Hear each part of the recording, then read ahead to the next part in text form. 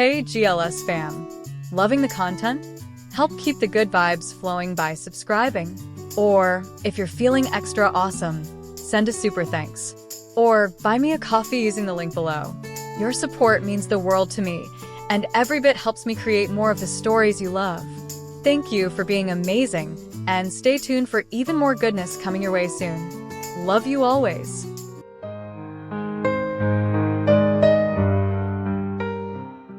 Esmeralda was a 20-year-old who loved nothing more than getting lost in the pages of her novels. She carried a book everywhere, whether she was at the grocery store, heading to university, or strolling through the park on a quiet afternoon. Her biggest dream was to meet someone like the charming, devoted heroes in her favorite stories. "That's my greatest wish," she would often whisper to herself with a hopeful smile. But one day, something unusual began to happen. She noticed someone was following her. At first, the thought made her heart race with both excitement and fear. She imagined it might be the start of her own real-life romance story. However, when she finally caught a glimpse of her mysterious shadow, she was stunned. It wasn't a man at all, it was a woman. Chapter 1. I took a deep breath, slowly closing the novel I had been reading, then tossed it onto the bed with dramatic flair. "You absolute fool. Why would you do that?" I exclaimed, clutching my hair as I sank to my knees, pretending to cry. The second-hand embarrassment was unbearable. Muttering under my breath, I walked out of my room as if the fictional character could somehow hear me. If he could, I'd gladly tell him just how much of a disaster he was. In the kitchen, I opened the fridge for a midnight snack. The cold air hit my face, and I quickly shut the door. "I know I shouldn't have stayed in my room all day," I whispered to myself before opening it again and retrieving a chocolate bar. I leaned against the counter, listening to the rain pattering against the window. It was peaceful until thunder boomed overhead. "What in the world?" I gasped. Sure, I liked rainy days, but I hated loud noises. I rested my upper body on the counter, letting my thoughts wander. Life would be so much better if I had a boyfriend. Not just any boyfriend, a book boyfriend. The kind who praises you, protects you, and maybe even, well, defends your honor like a hero. A silly dream, maybe, but book heroes just felt different. Halfway through my chocolate bar, I groaned. "I need to use the bathroom." As I walked down the hall, another thunderclap roared, and I froze. "Forget the bathroom. I'm going to bed," I decided, darting upstairs. I curled up under my comforter, trying to block out the sound of the storm. My mind wandered to the idea of being wrapped in the warmth of someone strong and protective. Maybe I'd be squished, but at least I'd be happy. My eyelids grew heavy, and I drifted into sleep. The next thing I knew, my alarm was blaring again. I'd been hitting snooze since 5, and now it was 7. I dragged myself out of bed, glanced in the mirror, and nearly jumped. Oh no, this is a new level of morning disaster. After a quick bath and a rushed attempt at looking presentable, I hurried to the kitchen. My eyes landed on the empty chocolate wrapper. I don't remember finishing that, oh well. I tossed it away, grabbed my things, and headed out the door. This is why I hate waking up late. Not only would I have to rush to class, but at my school, latecomers had to sign a late book and stay after to help the janitors. There went my plans for a quiet evening with my novels. When I reached the campus gate, the security guard stopped me. "Excuse me, miss, are you Esmeralda Andrews?" "Yes, is there a problem?" I asked, puzzled. He hesitated, beads of sweat forming on his forehead. "You can go ahead, no need to sign in." Okay, thanks." Weird. He looked almost nervous, as if someone had been watching him. Inside, my best friend Cheryl was waiting, her smile as bright as ever. "Why were you late, Esme?" she teased as we headed toward the lecture hall. "I went to bed late, that's all," I replied. Cheryl, as always, had my back. She was stunning. Long black hair, flawless features, curves most would envy, and yet, she never seemed interested in dating anyone. As the lecture began, I rested my head on my arms, ready for a quick nap, when Cheryl tapped me. "No, not today, Esme. Sit up." I'll get the notes from you later, I mumbled. If you don't sit up, I'm telling the teacher, she warned, raising her hand. I groaned. Fine, I'm awake. 5 minutes later, my attention had already drifted. Hey, I'm going to the bathroom, I whispered. Cheryl rolled her eyes. You're just trying to escape the lecture. She wasn't wrong. I waved my hand until the teacher noticed. Yes, Esmeralda? Can I? Yes, you may go, he interrupted. Thank you, sir. And just like that, I was free for now. Chapter 2. I positioned the scope of my rifle on the roof of an abandoned building, watching the traffickers load terrified children into white vans. Runa, what's the plan? Ethan asked. Ethan had been with me in the organization since day one, the only person I could trust out of the millions we worked with. What do you mean, what's the plan? We follow them, of course, I replied with a smirk before leaping down to the street below. You're not a cat with 9 lives. Don't just jump off buildings, he muttered, using his zipline to get down. It's fine. Not like I'm going to die, I said with a shrug. We hopped into our Jeep, stocked with tracking gear and tech tools. I'm going up top. Keep your eyes on the road. Got it, I said, pressing a button to open the roof hatch. Just be careful. I'm not explaining to Keith that his favorite field agent got hurt on a mission, Ethan replied, handing me my bag and the rifle without taking his eyes off the road. Once I climbed up, the wind nearly knocked me over. Great. Perfect sniping weather, I muttered under my breath, setting up my aim. I see them. Ethan's voice came through my earpiece. Hold on, speeding up. Hey, trying to throw me off the roof, I yelled, gripping the Jeep. When it became too unstable, I tossed my gear back inside and climbed down. Ethan took one look at me before bursting into laughter. What? I asked. He turned the rearview mirror toward me. My hair looked like I'd just been in a tornado. Very funny, I grumbled. Sniper. Now, I said, pointing toward the van. I aimed for the left tire. One shot, and it blew out, sending the van swerving. Nice. I'm going to pull up beside them. Don't hit the driver unless I say so. As we came alongside the van, a scruffy man leaned out the passenger window, shouting at us. I fired a clean shot, disabling his weapon before he could aim it. Ethan swerved behind the van again. Take out the other tire, he said. One more precise shot, and the van ground to a stop. Ethan climbed out through the window and onto the van's roof, disarming the driver in seconds. By the time I reached them, he was already helping the kids out. There were only 5. The youngest couldn't have been more than 4, the oldest around 11. For someone who could be ruthless in the field, Ethan turned into a complete softie when it came to rescuing kids. He kept his voice calm and steady, guiding them to the safety of our Jeep. While I was watching him, one of the traffickers tried to slip away. Oh no, you're not going anywhere, I said, cutting him off. He froze, muttering something under his breath. You're going to answer for what you've done, I told him firmly. Ethan gave me a look. Don't drag it out, Runa. The priority is getting these kids home. I nodded, securing the man with zip ties and leaving him for the authorities. Once the kids were safe in the Jeep, Ethan and I drove away from the scene. The mission was over, but the fight wasn't. Not for us. Drinks later? Ethan asked casually. Sorry, I've got plans, I said with a small smile. Right, he smirked. You've got your kitten to take care of. Chapter 3. The first time I saw you, you were sitting by the window of a small French cafe. I swear, in that moment, it felt like love at first sight. It might sound ridiculous, especially for someone like me, given the work I do, but it's true. The way my heart skipped a beat, the way my breath caught. I'd never seen anyone so breathtaking in all 28 years of my life. The way you hid your smile behind your hand when you laughed, it was the kind of simple gesture that could undo me. From your golden hair to those gray eyes, from the curve of your lips to the way you carried yourself, there was something about you that drew me in instantly. I couldn't stop wondering what your voice might sound like. And without thinking, I found myself moving closer. You glanced at me briefly when I walked in, but your gaze quickly returned to the girl sitting across from you. She was pretty, but I'd met countless people with her kind of beauty. You, on the other hand, you were like walking into an entirely new world.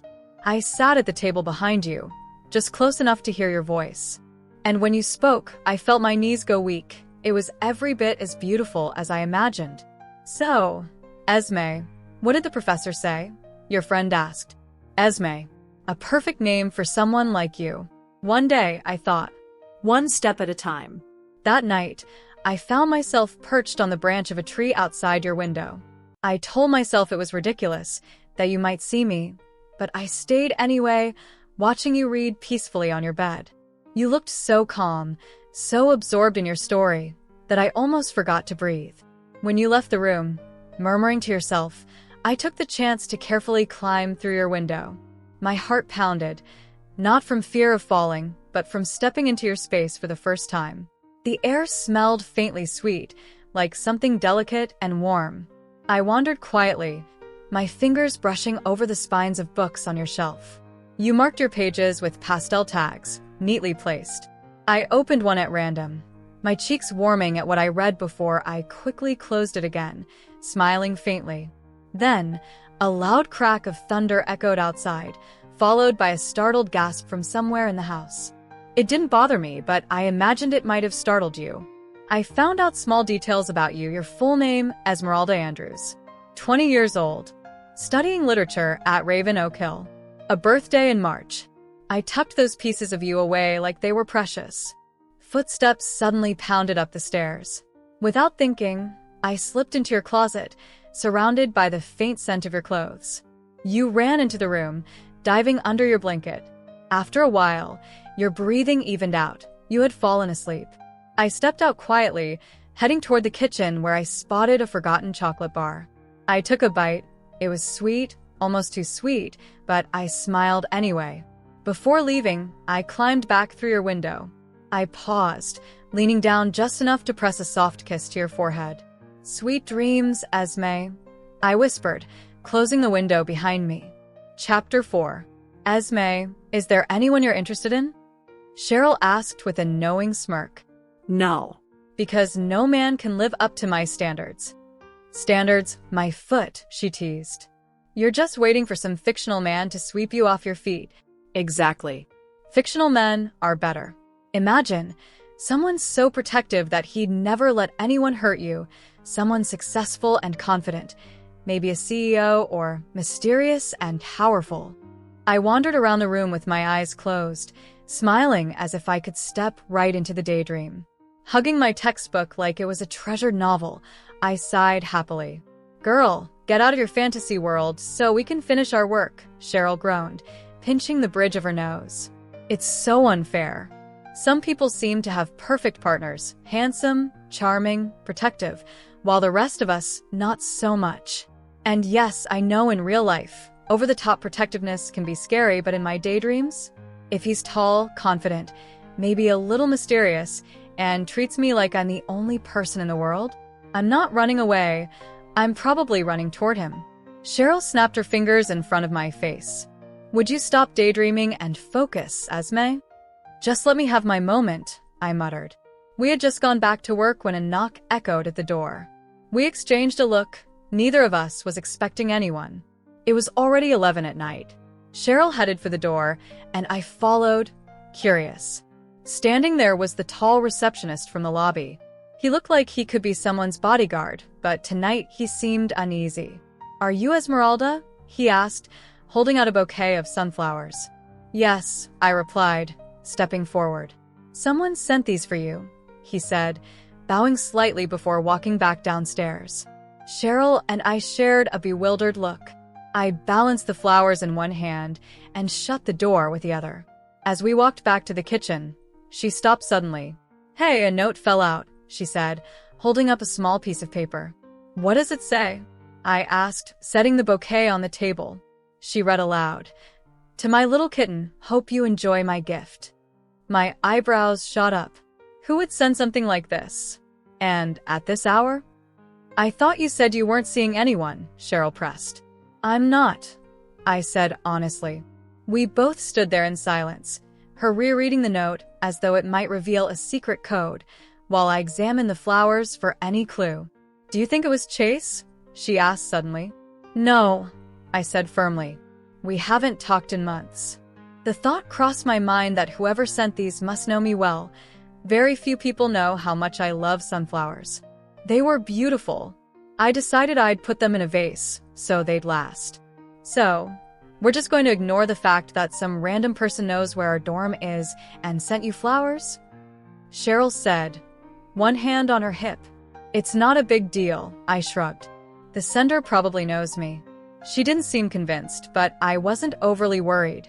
Maybe it was Chase making up for forgetting my birthday last week. Either way, I wasn't about to turn down a beautiful gift. Chapter 5. Okay, Runa, tell me, how did you meet this girl, Eve? Ethan asked, sipping from his bottle. Who's Eve?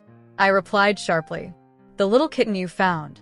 Her name is Esme, you goof, I said, giving him a playful kick on the shin. Ow.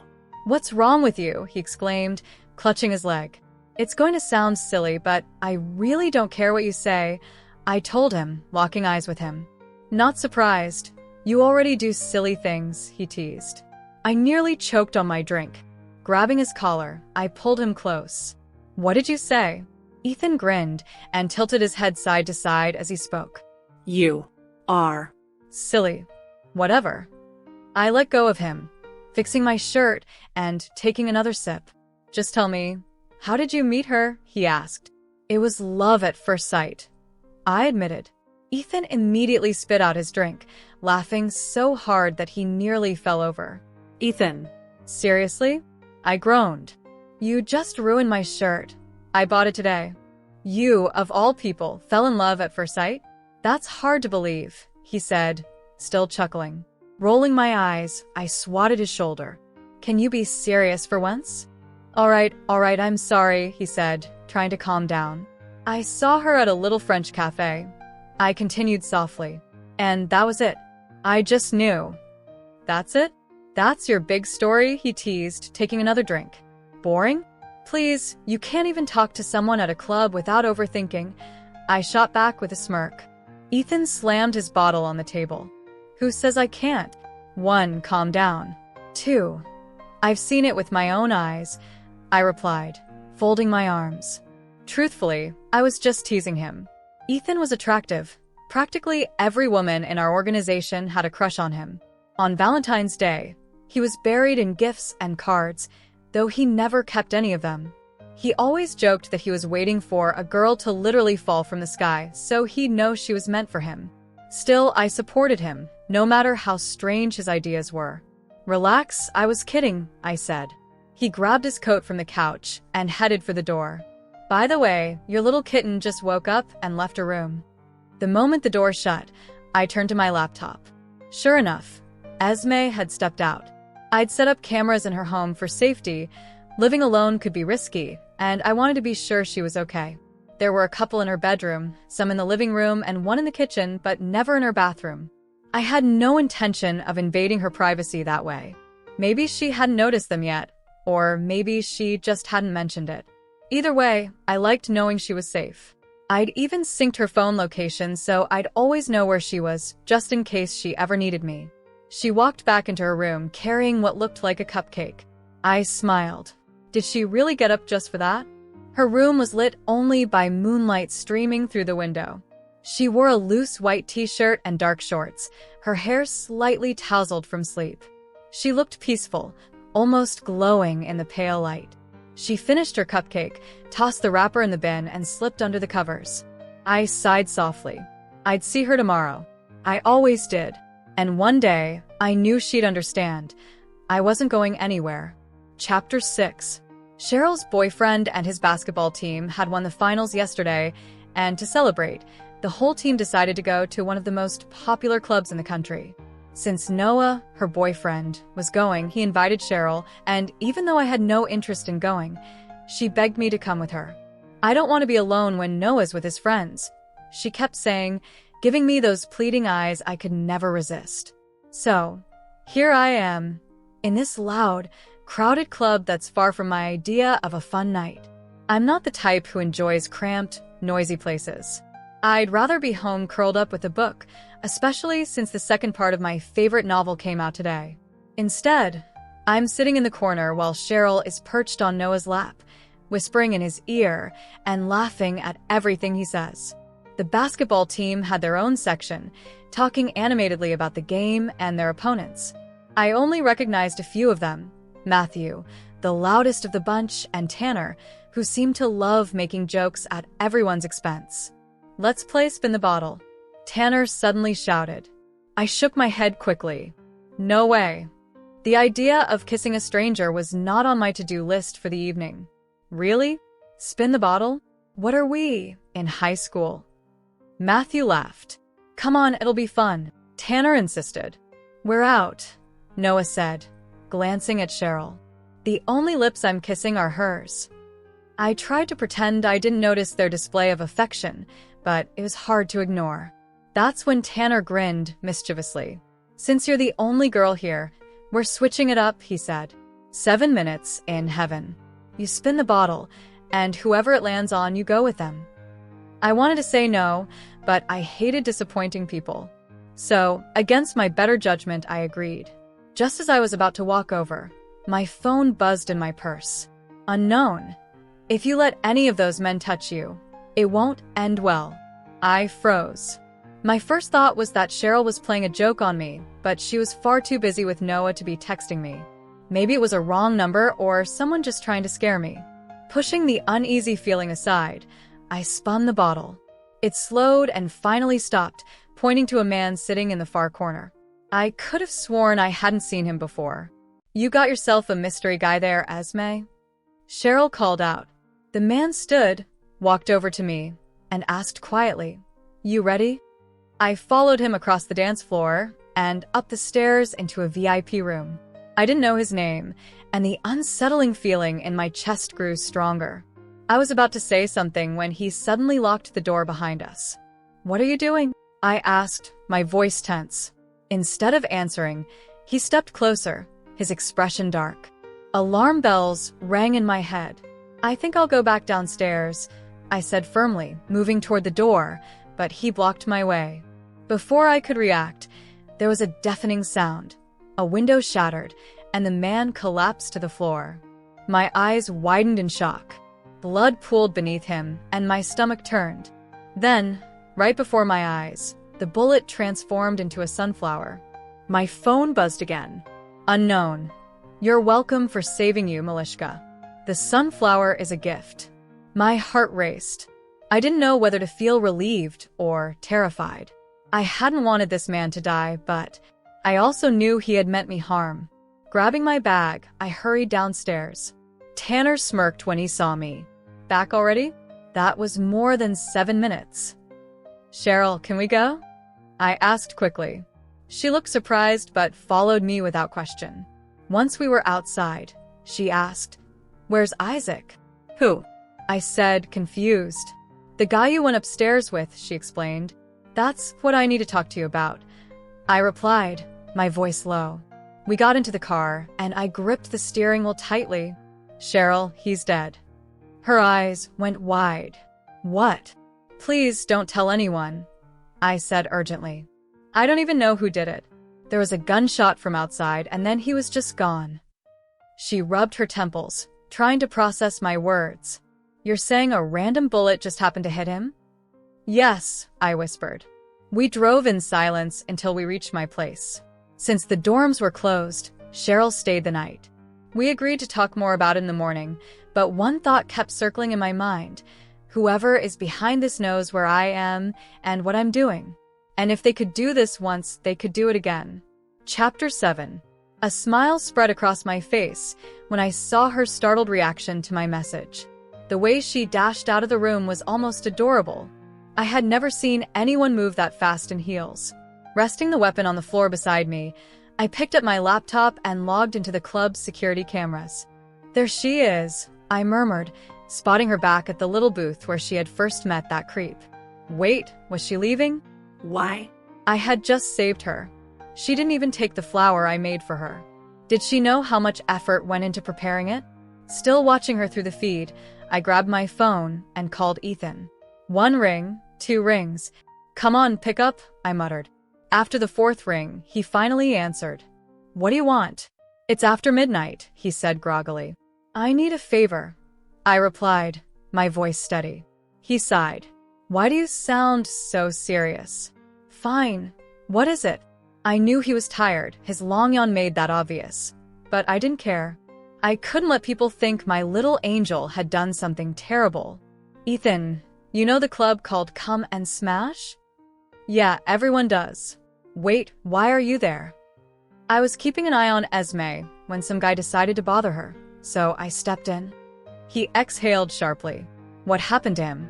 Let's just say he won't be bothering her again. I began packing my laptop and other items while walking to my car. With my phone wedged between my shoulder and ear, I balanced my things and unlocked the car. I just need you to make sure no one finds out what happened. Quietly. And what do I get in return? I'll take you out this weekend. Deal, he said before hanging up. I quickly sent Esme a message, hoping she was still awake. Unknown. Millie, why didn't you take my flower? I made it just for you. I wasn't really angry, maybe a little, but she was far too endearing to stay upset with. The GPS instructed me to turn left. Her house was farther than I expected from that club. At a red light, my phone chimed. My heartbeat quickened when I saw her name. Esme, who are you? I typed quickly. Unknown. Your protector. Esme, I don't need a protector. Unknown. Yes, you do. Who do you think helped you back there? Esme. Thanks, I guess, but please, just leave me alone. She went offline immediately after, which made me chuckle. She was trying so hard to sound tough. According to the small camera I had hidden earlier, she was pacing her room, probably still trying to process what happened. I parked a few blocks away so she wouldn't notice my car. I knew she was asleep, but just in case she woke up, it wasn't time for her to see me yet. Entering quietly through the same window as before, I approached her bed. She looked peaceful, or at least I thought so. Since I hadn't explored her room fully last time, I decided to continue. I gently brushed my fingers along her cheek before moving toward the large closet where I had hidden earlier. Sliding the door open, I noticed a colorful box tucked in the corner. Curious, I crouched down and opened it, expecting maybe photo albums or keepsakes. Inside was an assortment of personal items, things that told me more about her than she probably intended anyone to know. I closed the box carefully and glanced back at her sleeping form, a knowing smirk tugging at my lips. You're full of surprises, Esme, I whispered before stepping away. Chapter 8. A week had passed since what Cheryl and I referred to as the club incident, yet there wasn't a single mention in the news about a man being found dead there. I tried to push it out of my mind and focus on my studies, but that was easier said than done. Every morning when I entered the school gates, the security guard handed me a small gift. Strangely, it never had a name on it, and it was always the same. A small box containing a piece of paper. Each paper looked burnt around the edges. By the end of the week, I showed Cheryl all the pieces. She studied them, then said it looked like a letter, though parts were still missing. Monday, hey Malishka. Tuesday, I love you. When I read Tuesday's note, I cringed. Seriously? What is this, middle school? I tried to refuse Wednesday's piece, but the guard insisted. Wednesday, I could treat you better than anyone you'll ever date. Thursday, I would burn the world for you. Friday. Cheryl twirled the stem of her wine glass between her fingers. Okay, babe, this guy is seriously unwell. We were in her dorm, pacing and thinking hard about who could be behind this. Then it hit me, the strange person and those odd text messages. Cheryl, I shouted. She leapt up from the couch and hurried to the kitchen counter where I stood. What? Did you figure something out? Well, not exactly. Then why did you call me over like it was life or death? I think I might know who it is. Her eyes widened. Who? Remember the person I told you about? The one who keeps sending these strange messages? You think it's him? Well, who else could it be? We stood in silence. Then a slow smirk spread across Cheryl's face. Shouldn't you be excited? Why would I be excited? I asked, confused. Esme, you have a stalker, she exclaimed, bouncing on her heels. What? Come on, girl. He knows where you live. He knows where your college is. He has your number. He saved you. He's giving you all these questionable gifts. He probably knows even more. She counted each point on her fingers. Stalkers are real? I joked about wanting one before, but this was another level. You should be thankful, Cheryl teased. It's like your prayers were answered. I just stood there, stunned. A stalker, huh? Maybe it wouldn't be so bad. That night, I woke to the sound of something crashing in the living room. Rain lashed against the windows, and the wind howled outside. I groaned and pulled my duvet over my head, figuring it was just the weather knocking something over. But then I remembered what Cheryl had said. If I did have a stalker, could that noise be them? I threw off my duvet and peeked into the hallway. Nothing. I crept to the top of the staircase and looked down into the dimly lit kitchen. Still nothing. You're being ridiculous, I told myself, and turned to go back to bed, when I heard a door close behind me. My head whipped around. The kitchen looked the same as before, but my heart was racing. I dashed down the stairs, nearly tripping. The only door closes enough for me to have heard was the front door.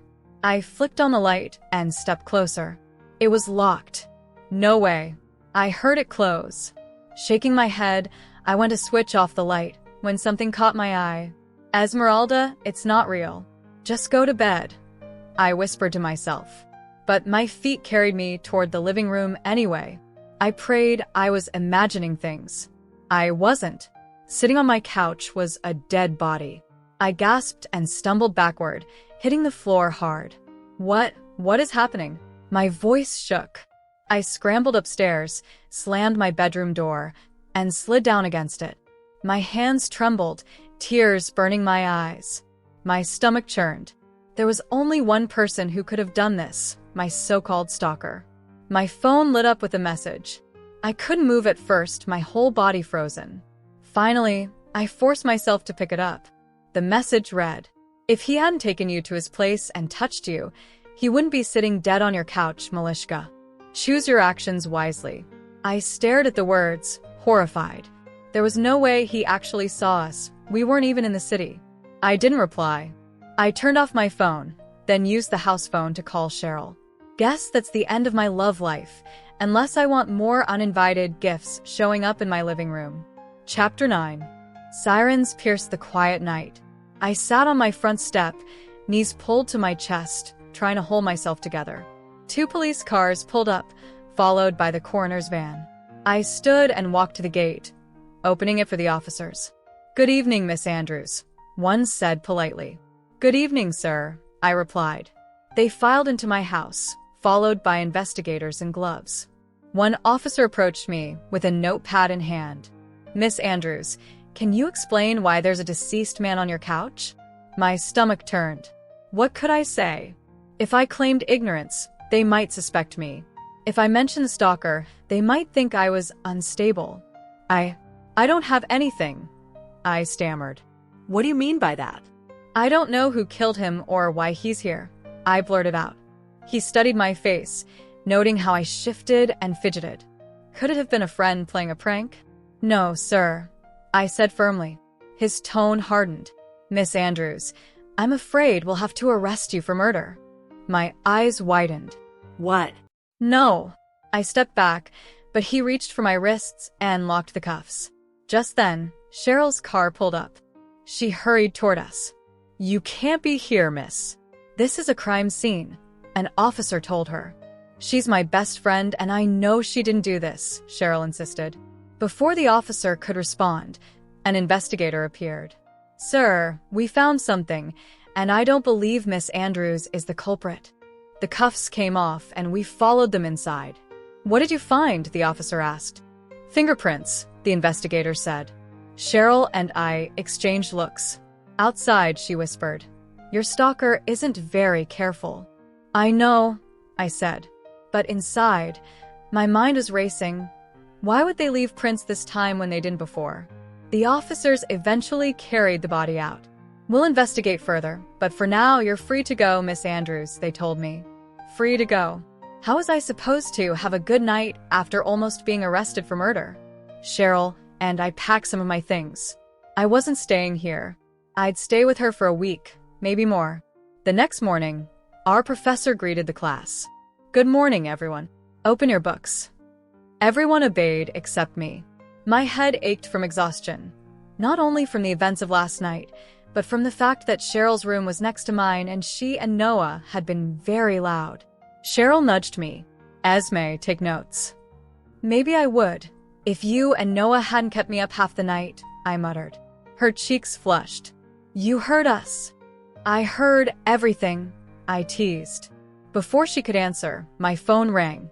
Without checking the number, I stepped outside and answered softly, "Hello." A smooth voice spoke on the other end. "Malishka, how are you?" My stomach dropped. My stalker. But a woman's voice? "What do you want?" I said sharply. "Why the attitude, Millie?" she replied in a lilting tone. "My name isn't Millie. If you're going to stalk someone, at least know their name." She chuckled, a low, warm sound. "I'm sorry, Esmeralda." Her pronunciation sent a shiver down my spine. "Then why the strange nicknames?" I asked. More quiet laughter. I hung up before she could answer, my heart racing. Back in class, Cheryl leaned close. "You okay?" "My stalker just called," I whispered. "What?" she blurted. I covered her mouth quickly. She pulled back, eyes wide. Was her voice deep? "Hi." "Cute." I hesitated, then admitted. Honestly, it was kind of sexy. Now I couldn't stop thinking about the word she'd used, Malishka. Later, I borrowed Cheryl's phone and searched it. "Baby. Russian." I accidentally shouted Russian out loud, making the entire class turn to stare. The professor gave me a stern look, and after a second outburst from Cheryl, we were both sent into the hallway. Once outside, we burst into laughter. "Is your stalker really Russian?" she asked. Apparently, a Russian woman with a voice that could melt steel. I wasn't sure if I should be terrified or curious to meet her. Chapter 10. "You called," I said as I stepped into Keith's office, only to see Ethan already seated. "Yes, I did." "Have a seat, Miss Calloway," Keith replied sternly. My heart sank. He only used last names when things were serious, and he looked far from his usual calm self. "I'm aware you both killed someone," Keith said, walking to the enormous window behind his desk. "Killing people was our work. It was what we were trained for." But Keith's tone told me this was different. Ethan leaned forward, placing his hands on the table. "Sir, it's our duty. We only kill on request." "As a request, yes," Keith shot back. "But as a personal choice?" No. "You cannot just end lives on a whim." "But we didn't kill anyone," I argued, standing. Keith took out a cigarette, lit it, and exhaled slowly. Then he placed a photograph on the desk. I stepped closer, picked it up, and froze. It was the man I'd left on Esmeralda's couch that Sunday. Keith's eyes narrowed. "You know him, Miss Calloway." "And no, I don't," I stammered, immediately regretting it. "Then why the hesitation?" he pressed, stepping closer. Ethan glanced at me, puzzled. He didn't know about that night, or the man on Esme's couch. "Runa, what were you thinking?" Keith's voice rose as he slapped the photo out of my hand. "I didn't kill him," I insisted, forcing my voice to stay steady. Keith's jaw tightened. He stepped close, his hand balling into a fist. He slammed it into the wall, just inches from my face. "You have 5 seconds to explain why you killed Benting's son," he said coldly. Ethan inhaled sharply. The name said it all. Bentinck was the CEO of the largest assassination network in the country, and he had been after us for years. A year ago, one of our own had fallen into his trap. We barely escaped the ambush, eliminating his men before they could see our faces. I had even sent their bodies back, wrapped in paper as a message. Since then, we'd been hiding in a forest safe house. And now, by killing his son, I'd put all of us in danger. Keith's fingers dug into my jaw. "I'm waiting for your answer." I met his stare. "He touched my girlfriend," I said plainly. Ethan shook his head, muttering under his breath. Keith released me slowly. "Over a girl?" Yes. "My girl," I replied without flinching. He looked unconvinced. "And you, Ethan? You allowed this?" "I didn't know, sir. I'm just hearing about it now," Ethan said quickly. Keith glanced between us. You're on suspension for a week, Runa. No assignments, no weapons. You're dismissed. Don't let this happen again. Outside, Ethan gave me a light kick behind the knee. You killed someone else? Yes, I said, brushing off my jeans. No big deal. I told him the story. How I'd seen Esme at the club with Cheryl, how a man had danced with her, then tried to see her again. When she left his place the next morning, I made sure he wouldn't bother her again. Ethan whistled. And you called her? Yep. I'm surprised she answered, he said. Me too, I admitted. You going to reveal yourself? I'm planning to stop by her place tonight. Good luck. We pulled up to a small cafe. At the counter, a blonde barista greeted us with a smile. I'll have a French vanilla coffee, I said. Ethan leaned in toward her. And can I have you? He teased. She laughed, hiding her face. No, sir. But I can get you a coffee. We found a table. Ethan grinned. She's cute. I tugged his ear. Leave her alone. She doesn't need trouble. Like you've never been trouble yourself, he said with a smirk. I rolled my eyes. He wasn't wrong. Back when I first joined the organization, I never stayed with anyone long. But things felt different now. The drinks arrived, and Ethan leaned forward. So, what's your plan for Esmeralda? I smiled faintly. Here's what I'm thinking. Chapter 11. On Thursday, the police called. They told me that while the deceased had fingerprints, none matched anyone in their database. That was not the news I wanted to hear. As much as I loved staying with my best friend, I was starting to get restless. So, on Friday afternoon, I headed back home. Call me if anything happens, okay, babe? Cheryl said as I stepped out of her car. I waved goodbye and walked into my yard. Finally, my own space again, surrounded by my books. Cheryl wasn't much of a reader, and her only books were textbooks. I'd missed the comfort of my own shelves.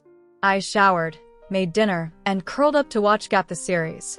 I still wasn't sure about my sexuality, but I didn't think you had to be attracted to women to enjoy a good story. Go get your girl, yes, Sam. I grinned at the screen, until Sam's protectiveness turned into hurtful words that made Mon cry. I dropped my head into my hands. Sam, really? I sighed when I noticed my wine glass was empty. After a quick refill, I settled back into my seat, trying to enjoy the show. After a while, sleepiness began to set in. I turned off the TV, stretched, and headed to the kitchen to wash my dishes. Then I froze. Sitting on my counter was a small panda teddy bear with a folded note. I picked it up and read, Hey Malishka, let's play a game. You hide, and I'll find you. My pulse quickened. Was she here? In my house. I searched the kitchen, nothing. Checked the upstairs hallway, still nothing. Feeling silly, I returned to my room, placing the teddy on my bed before heading to shower. When I came out, towel in hand, I noticed the door was open. I was sure I'd closed it. My phone buzzed. Unknown. I told you to hide, didn't I? Me. Where are you? Unknown. It doesn't matter. All that matters is that you hide, right now. Me. I'll call the police. A low voice spoke behind me. Call them. I dare you. My heart stopped. Her heels clicked against the wooden floor as she approached from behind. Moonlight from the window cast her shadow over me. I thought you were going to call them, Malishka, she whispered at my ear. A shiver raced down my spine. What do you want? I stammered. I want you, she said softly. Are you afraid, darling? She asked in accented Russian. I speak English. I blurted out before I could stop myself. My eyes widened. What if that made her angry? Instead, she chuckled, stepping in front of me and crouching to meet my eyes. I'm sorry, princess. I didn't mean to upset you. She brushed a strand of hair from my face. I used the moment to push her back and run. She followed. Finally, you listened. You have 10 seconds to hide. Instead of hiding, I raced for the front door, but my keys were missing. A metallic jingle drew my gaze upward. She stood at the top of the stairs, holding my keys, dark curls falling over her shoulders, black jeans hugging her frame. You checking me out, darling? She teased with a smirk. I ran past her and locked myself in my bedroom, breathing hard. Maybe she'd leave. But then I heard the sound of a key turning in my lock. The door opened. Tears blurred my vision as she stepped inside, sitting on the edge of my bed. "Please don't hurt me," I said, my voice breaking. She tilted her head. "I'm not going to hurt you, Esme." "You're not. No offense, but I'm not here for that. I read about someone like that in one of your books." "You broke into my house," I accused. "Yes," she admitted simply. We sat in silence for a moment. "Why me?" I asked. "I thought you were beautiful," she said matter-of-factly. "Why not just talk to me like a normal person?" She smirked. "Where's the fun in that?" I rolled my eyes. "You're impossible." After a moment, I plugged in my phone. "Look, I have somewhere to be tomorrow. Do you mind letting me sleep?" She stood, kissed my forehead, and without another word, jumped out my open window. I shut it quickly. What just happened? I whispered to myself. Later, at Cheryl's dorm, I told her the story while we were supposed to be studying. She was stunned. "And you didn't even get her name?" she asked. I didn't think about it. I lied, feeling my cheeks warm. "Liar," she teased. "Fine," I admitted. I might have been distracted. Cheryl laughed. "Next time you see her, ask her name. We can't keep calling her your stalker." I grinned. "If there is a next time." "Oh, there will be," Cheryl said knowingly. "Now, ice cream?" "That's a silly question," I replied, and we headed out together. Chapter 12. I was lying in bed, scrolling through Pinterest, my safe place when I needed to clear my mind. It helped distract me from both my assignments and my stalker, whose name I still hadn't learned. I hadn't seen or heard from her since last Friday. It had been a full week. I wasn't complaining. Being able to go out without feeling her eyes on me was freeing. As I scrolled, my eyes caught on a gorgeous black dress, a sleeveless turtleneck with a unique layer design, fabric draping in front and back, with side straps connecting to the top piece. "I want it," I said aloud. I saved it to one of my boards, though I realized I had nowhere to wear it. With exams coming up, Cheryl and I hadn't gone clubbing much lately. Still, I could always buy it and keep it in my closet for a future occasion. I decided to see if Cheryl was free tomorrow. Me. "Hey girl, you up?" Cheryl. "Yeah. What's up?" "Did she finally get to you?" Me. "What? No. Why would you say that?" Cheryl. "Just wondering. So, why'd you text me?" Me. "You free tomorrow?" Cheryl. "Always. You know that." Me. "You want to go out tomorrow?" Cheryl. "Absolutely. I was already planning to go out, but I had no plans, just walking around because I'm bored." Me. "Let's go to the movies." Cheryl. "Only if we watch Inside Out too." Me deal. We chatted about random things until I said I was going to sleep. I had just settled under the covers when the doorbell rang. Groaning, I got up and opened the door to see a delivery man standing there. "Your delivery man," he said, pushing a box into my arms before running back to his van. I hadn't ordered anything. Still, I carried it inside, grabbed scissors, and opened it on the couch. Inside was the exact same black dress from Pinterest. At the bottom of the box was a note. "Hey, Malishka. I hope you like my gift. R." Her again. Who else could it be? And now I had a clue. Her name started with R. I brought the dress and note upstairs. The dress went in my closet, the note on my nightstand. The next day, I parked outside the mall and spotted Cheryl on a bench. She looked up from her phone and smiled. "Here for me," she teased. "Not my fault you're so stylish," I replied. "If I were into girls, I'd date you," she said with a shrug. "Too bad. I'd probably turn you down," I teased, nudging her playfully. I dressed simply, a pattern crop top tied around my neck and denim shorts, but still liked to look put together when I went out. The mall was packed, cool air blasting from every direction. We wandered through clothing stores, jewelry shops, and school supply sections, picking up small things along the way. After 3 hours, we stopped in the enormous food court. I chose Mexican food, while Cheryl went for Chinese. We ate quickly. Our movie was starting in 10 minutes. Inside the cinema, Cheryl insisted on buying nachos despite us just eating.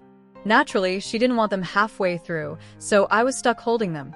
I slipped out to the restroom. After washing my hands, I reached for paper towels, then froze. She was there.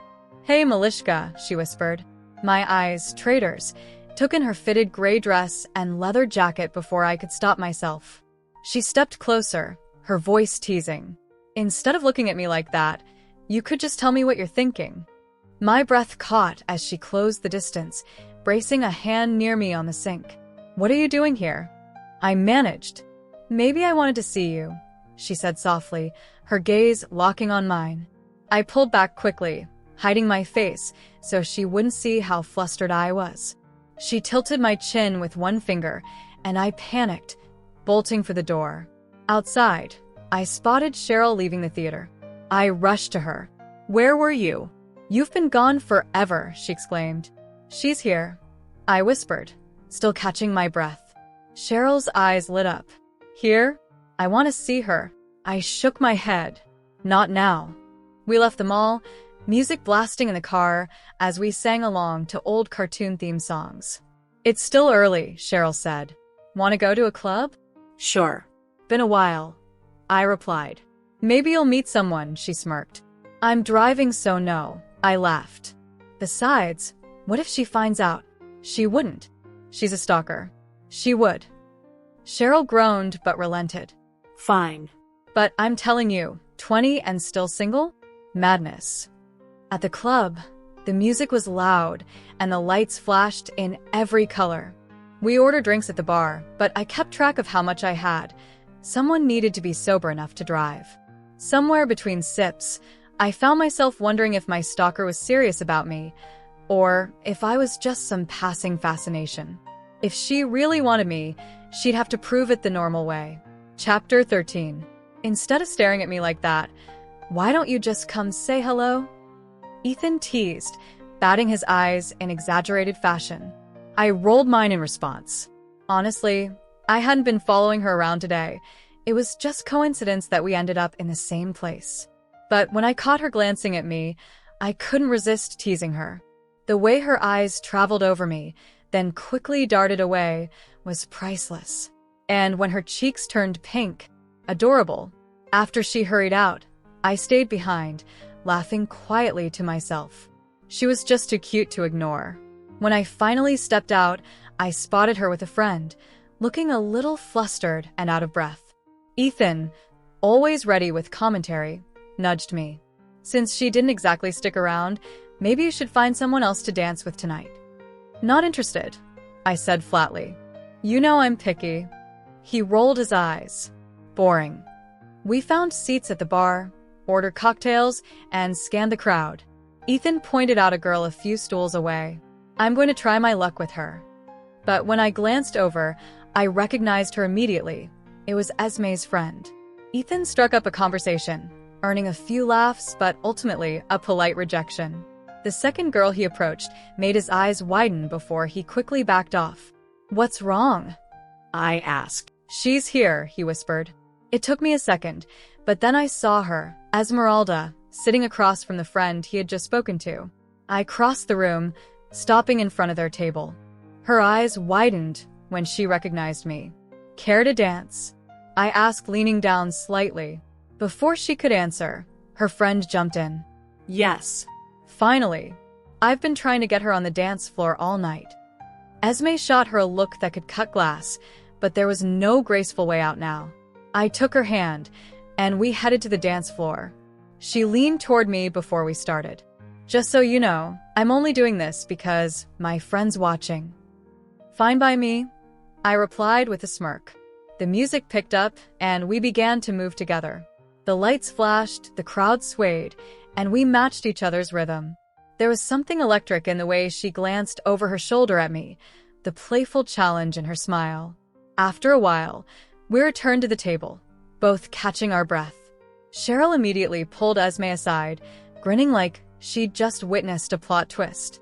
I sat back down with Ethan, ordering another drink, but my eyes kept finding her across the room.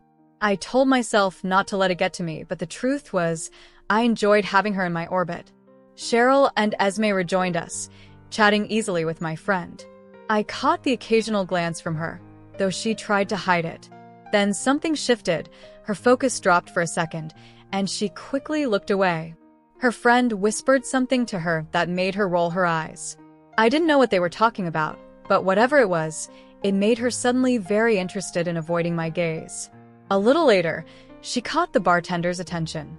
Instead of ordering, she leaned in, smiling in a way that was clearly meant to be seen.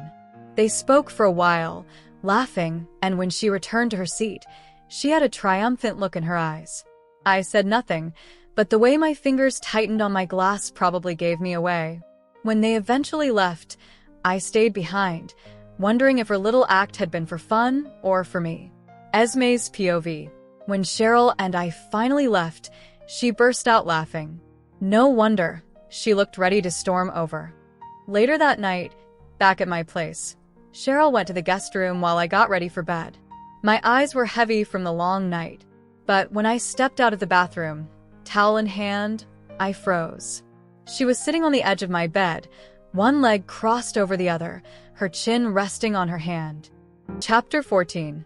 Hey, Malishka, I said softly. What are you doing here? She stammered, quickly picking up the towel. Just came to see you, I replied, stepping closer. She backed up until her shoulders touched the bathroom door. I braced my hands on either side of her, leaning in, but before I could react, she slipped down between my arms and darted past me. There was a sharp impact at my neck, and the world went black. When I woke up, bright light burned my eyes. I blinked and realized I wasn't in her bedroom anymore. I was in a basement, or something that looked more like an armory. Knives, ropes, firearms, even explosives lined the walls. Am I still in her house? I tried to stand, but immediately fell. That's when I realized my hands and feet were tied. My whole body felt numb. What on earth did she hit me with? After some struggling, I managed to get free. I grabbed a handgun from the wall, not to use, but as insurance in case she tried anything again, and crept up the stairs. The door at the top was locked. A swift kick broke the knob, and I slipped outside into daylight. Wait. Daylight? How long had I been out? My car was still parked nearby. I jumped in, unlocked it with my special key, and sped off. My phone showed 20 missed calls from Ethan. Runa, where have you been? He shouted when I called back. I was at Esme's place, no big deal. For 2 days. 2 days. I repeated, stunned. Yes. You didn't know? No. I'll explain later. I'm almost back. Back at the base. Ethan met me the moment I stepped out of my car, pulling me into a hug. Don't vanish like that again. I told you to make friends other than me, I teased. We went up to the rooftop, and I told him what had happened. He was just as surprised as I was. Well, at least now we know she's not just some regular college girl, he said. That's for sure, I agreed. Before we could say more, someone came up and said, Runa, Keith wants to see you in his office. Keith's office. I knocked for once, and his voice called, come in. He was sitting with a drink in hand again.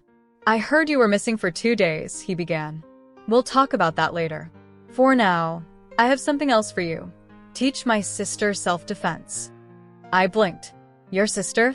The door opened, and there she was. Esmeralda. Keith introduced us, and she extended her hand. When our eyes met, her expression shifted from polite to wide-eyed shock. Keith continued, she's been telling me about a stalker, someone who breaks into her house and scares off anyone who gets close to her. She even said she knocked the person out and locked them in her basement, but they escaped. My mind raced. If I hadn't gotten out that morning, would I still be down there? You're dismissed, Runa, Keith finished. I hurried back to the rooftop. Ethan was still there. At least you're alive, he said after I told him everything. Alive, yes. But something told me life was about to get a lot more complicated. Chapter 15. A week later. I've been training Esmeralda for a week now, and honestly, she's a fast learner. She picks up what I teach her in minutes. Every day after school, I head to her house for training. At first, we planned to use the organization's facility, but decided it wasn't the right environment. Instead, her backyard became our practice space, quiet, private, and familiar. We haven't brought up what happened last weekend, and I don't mind. I'm still a little embarrassed that this rookie managed to knock me out and lock me in a basement. I sighed and let my head rest on the steering wheel. I was parked in front of her college, waiting to pick her up. She didn't have her car today, so I offered. It's been 20 minutes since the final bell rang, and she still hasn't appeared. I saw Cheryl leave with her boyfriend about 10 minutes ago, but there's been no sign of Esmeralda. I was starting to get irritated. Where was she? Did she get detention? Lose track of time? Frustrated, I got out of the car and walked toward the building. Great plan, Runa, I thought sarcastically. Now what? I had no idea where she'd be, and my phone, which could have helped, was, as usual, left in the car. The campus was mostly empty. I passed several classrooms, glancing in each one. No Esmeralda. My patience was wearing thin when I looked into another room. She was there, sitting on a desk. A guy stood close, talking to her. She had her back to me, but I could see his face clearly, short, wavy brown hair, a sharp jawline, and a smile framed by braces. For a moment, I thought about marching in and pulling her away, but instead, I walked out, deciding I'd rather wait. A few minutes later, they emerged, arms linked, smiling and laughing. Something twisted in my chest, jealousy mixed with annoyance. When she saw me, she quickly let go of his arm, said goodbye, and started toward me. But before she could reach me, he pulled her back and kissed her. He glanced at me over her shoulder as if to claim her. I just gave a small laugh to myself. Esmeralda walked past me without a word and slid into the passenger seat. The drive was quiet except for the low hum of the radio. She kept gripping her seatbelt and bouncing her leg. I placed my hand gently on her knee, and she stilled. "You okay?" I asked, keeping my eyes on the road. She nodded but said nothing. I could tell something was bothering her, but I didn't push. When we got to her house, she excused herself to change into training clothes. I stepped outside to the backyard and called Ethan. "What?" He answered flatly. "Well, hello to you too," I replied. "Want to go out tonight?" "Why?" he asked suspiciously. "Do I need a reason?" "Yes, because it's not like you to just ask." "But sure, I'm in. Meet me at the club at 7. I hung up just as Esmeralda returned, wearing shorts and a sports bra, her hair pulled into a low ponytail. That's when I noticed a faint mark on her neck. I knew I hadn't put it there. Likely, it was from the boy at her college.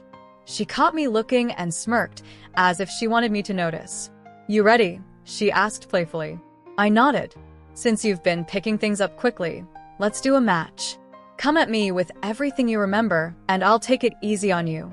We took our positions. She struck first, a punch I dodged. I kicked and she blocked. She attacked again, but I caught her wrist and twisted, sending her to the ground. She was back up in seconds, aiming a high kick at my face. I blocked it, stumbling back slightly. She went in for another punch, but I swept her ankle, and she grabbed my shirt as she fell, pulling me down with her. I landed above her, my eyes drawn again to that mark on her neck. "Like what you see?" she teased with a smirk. "Not really. That's quite a mark you've got there, and I didn't give it to you," I said evenly. "You don't own me. I can make my own choices," she replied, her tone sharp. I just shook my head, a faint smile on my lips. "You'll regret saying that someday." She glared but didn't reply. The air between us felt charged, not just from the sparring, but from everything left unsaid. She pushed me away by my shoulders. It didn't move me far, just enough for me to shift and end up sitting across her waist. "You should get inside. It's starting to get chilly out here," I said, standing and offering my hand. She ignored it, getting up on her own. As she moved past me, I playfully stuck out my foot, making her stumble. She caught herself with her hands before she could fall too hard. "Should have taken my help," I said with a slight smile, stepping over her on my way out of the house. "So, some guy kissed her. No big deal," Ethan shrugged. He didn't see why I was upset, pointing out that I didn't own Esmeralda and we weren't together.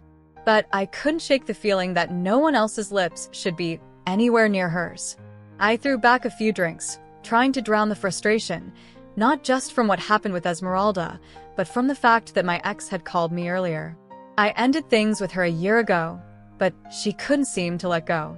I'd caught her with someone else, and she hadn't even denied it, admitting she'd been unfaithful for months and mocking me for not realizing sooner. It broke me. I was angry, hurt, and looking for ways to numb the pain. I kept my encounters within the organization, not just because I didn't want to see her, but because a part of me feared she'd find me again. When Keith heard the rumors, he gave me a lecture. It's hard to move on from someone you truly loved, but the damage is done. Nothing can change that. You might think distraction will help, but the pain stays. Don't let love get into your head. It's not worth the heartbreak. Most people see me as a dangerous, skilled operative. But inside, I'm someone who's still afraid to face her past. Thanks to Ethan, I've managed to keep going. One of the reasons I'm so sarcastic and carefree during missions is because, if I'm being honest, sometimes I hope I'll make a mistake I can't walk away from. I push limits, take risks, and sometimes it's just to feel something. Ethan always scolds me afterward, but the truth is, I can't help it. When I was with her, I felt like a chained dog, like a bird with clipped wings. She was controlling and cruel, but love has a way of blinding you. After the breakup, I struggled with nightmares and anxiety, but slowly, I've gotten better. I just hope I never have to see her again.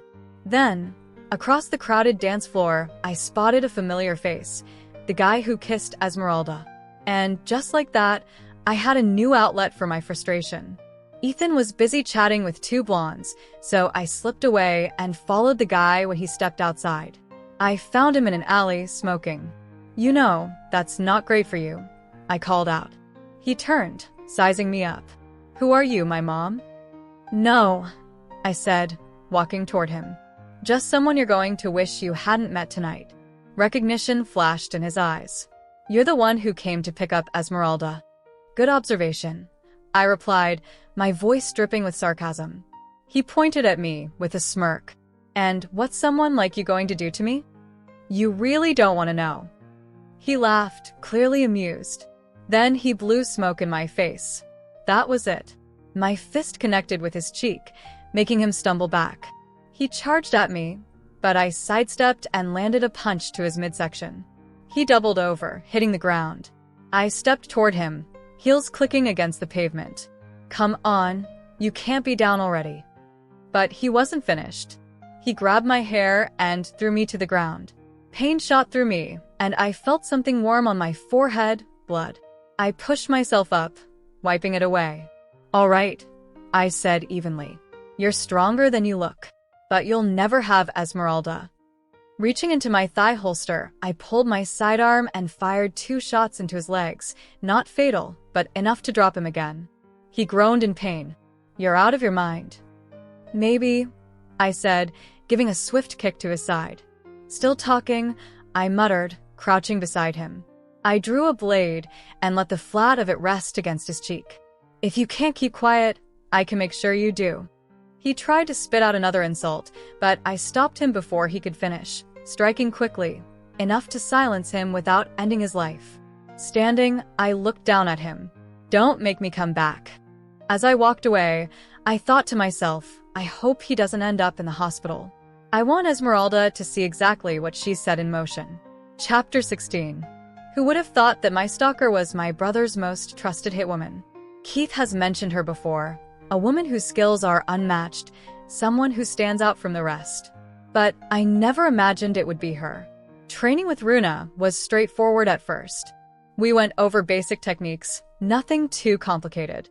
Keith doesn't know Runa is the one who's been following me. If he did, he'd never have let her train me. But if I suddenly told him I didn't want her as my trainer, he'd get suspicious, especially since I specifically asked for his most trusted hitwoman. I haven't told Cheryl about any of this yet, but I will. Eventually. I've been trying to keep my mind off her, but it's harder than I expected. Every time we train, I find myself distracted. The way the sunlight outlines her movements, the way her focus sharpens when she's teaching, it's hard not to notice. She's captivating. And that's the problem. She's also my stalker. A few days ago, I went out with a guy named Brian. Runa happened to see us kiss, and now I can't help wondering if she'll do something to him. I'll admit it, I left the mark Brian gave me on my neck just to see her reaction. It worked. I just didn't expect her reaction to affect me the way it did. I collapsed onto my bed, hugging my oversized panda plush. It was a Valentine's gift from a boyfriend I dated for a few months, until I found out he was secretly involved with one of his teachers, who was 75. Still, I kept the teddy bear. I couldn't bring myself to throw it away. My phone buzzed on the nightstand. I sighed and picked it up. "Hello." "Hey, princess," came Runa's bright, teasing voice. "What do you want?" "It's late, and I have classes tomorrow." "Baby, it's only," she paused, "just after 8. "Your point. I want to see you, Malishka." Does she have no shame? No. "I told you. I have class tomorrow," I said firmly. She chuckled softly. "Who said you had a choice? I want to see you. You'll be here soon. No hesitation, no questions." "Understood." My breath caught. My chest felt tight, my pulse quickening. "You understood," I managed before ending the call. What am I even doing? I pulled up to the address she sent me. My jaw nearly dropped. The house was massive, straight out of another era, with cream-colored bricks, a stone fountain in the center of the circular drive, and an elegance that made it look like something out of a storybook. I parked in front of the garage and walked toward the door. No guards. Odd. I knocked, but the door opened on its own. Inside was even more stunning: polished wood, intricate molding, the kind of space you didn't just walk through, you admired. A small voice broke my focus. "Who are you?" I turned to see a little boy with dark curls, looking no older than 6. Before I could answer, another voice called out, "Cameron, where are you?" The boy, Cameron, looked around quickly, then darted behind me, clutching my leg. A girl with the same features, but wavy hair, appeared from around the corner. She stopped short, eyes wide. "Celine, don't scream." Cameron said quickly, "That's my girlfriend." I blinked. His what now? Kids really do say the funniest things. What? "You're not allowed to have a girlfriend before I get a boyfriend," Celine huffed. Cameron stuck out his tongue and held onto me tighter. Celine eventually apologized for her reaction, and the two of them led me, one holding my hand, the other clinging to my leg, toward the living room. "Mom, I have a girlfriend," Cameron announced as soon as we arrived. A woman with shiny black curls glanced up. Celine ran to her, crossing her arms. Beside the woman was Runa, watching me with a mix of amusement and surprise. "Hi there, you must be Esmeralda," the woman said warmly. "Yes, I am," I replied politely. Cameron beamed. "Didn't you say I had to get a beautiful girlfriend?" "Well, I did, and we're going to live happily ever after in a castle." His mother laughed. "Sure you are, but for now it's bedtime." After much negotiating and one cheek kiss from Cameron, despite my polite refusals, the kids went upstairs, their mother following. I stood in front of Runa, adjusting the strap of my handbag. "Come on, let's go," she said, rising to her feet. "Where?" "To my room." Her room was modern but warm, a queen-sized bed, walk-in closet, and a door I assumed led to the bathroom. "What did you bring me here for?" I asked, a little sharper than intended. "Because I wanted to see you," she replied easily. I groaned softly. "Okay, you've seen me. I'm going." No, you're not. "Yes, I am. I told you. I have school tomorrow." Her gaze sharpened slightly. "Drop the attitude, Esmeralda." I raised an eyebrow. Was this some kind of test? I turned toward the door, but before I could reach it, she caught my wrist and pulled me closer. "Runa," I started, but my voice faltered. There was something about the way she looked at me, calm, unwavering, that froze me in place. "Sometimes," she said softly, "you make it impossible not to challenge you." I swallowed hard, unsure whether I wanted to pull away or stay exactly where I was. I gave up and rested my head against her, listening to her steady heartbeat. Suddenly, her hands slid under my legs, lifting me effortlessly. Instinctively, I wrapped my arms around her neck as she carried me toward the bed. She set me down and stood at the foot of it, watching me closely. She removed her jacket with a calm, almost deliberate slowness. "If you don't want to be here," she said evenly, "you can leave." Did I want to leave? No. Not when she had this way of pulling me in without even trying. But I also knew I shouldn't stay. "I'll take your silence as you wanting to stay," she said with a small smirk. "I still don't like you," I muttered. "That's fine," she replied softly. "You might change your mind one day." I rolled my eyes. "In your dreams." Her gaze sharpened. Maybe. But in the meantime, I want her full attention. Before I could respond, she stepped closer, her presence filling the space between us. The air seemed to thicken. She was close enough that I could feel the warmth radiating from her, close enough for my pulse to pick up without me meaning for it to. But then something changed in her expression. Her eyes flicked toward the door. I followed her gaze, my stomach dropping. At first, I thought my mind was playing tricks on me. But it wasn't. There, in the corner of the room, sat Brian, tied to a chair, his clothes stained, his arms and legs bound. A cold blade rested against his neck. "Runa, what is this?" I demanded, my voice rising. She didn't answer. I rushed over to Brian, dropping to my knees.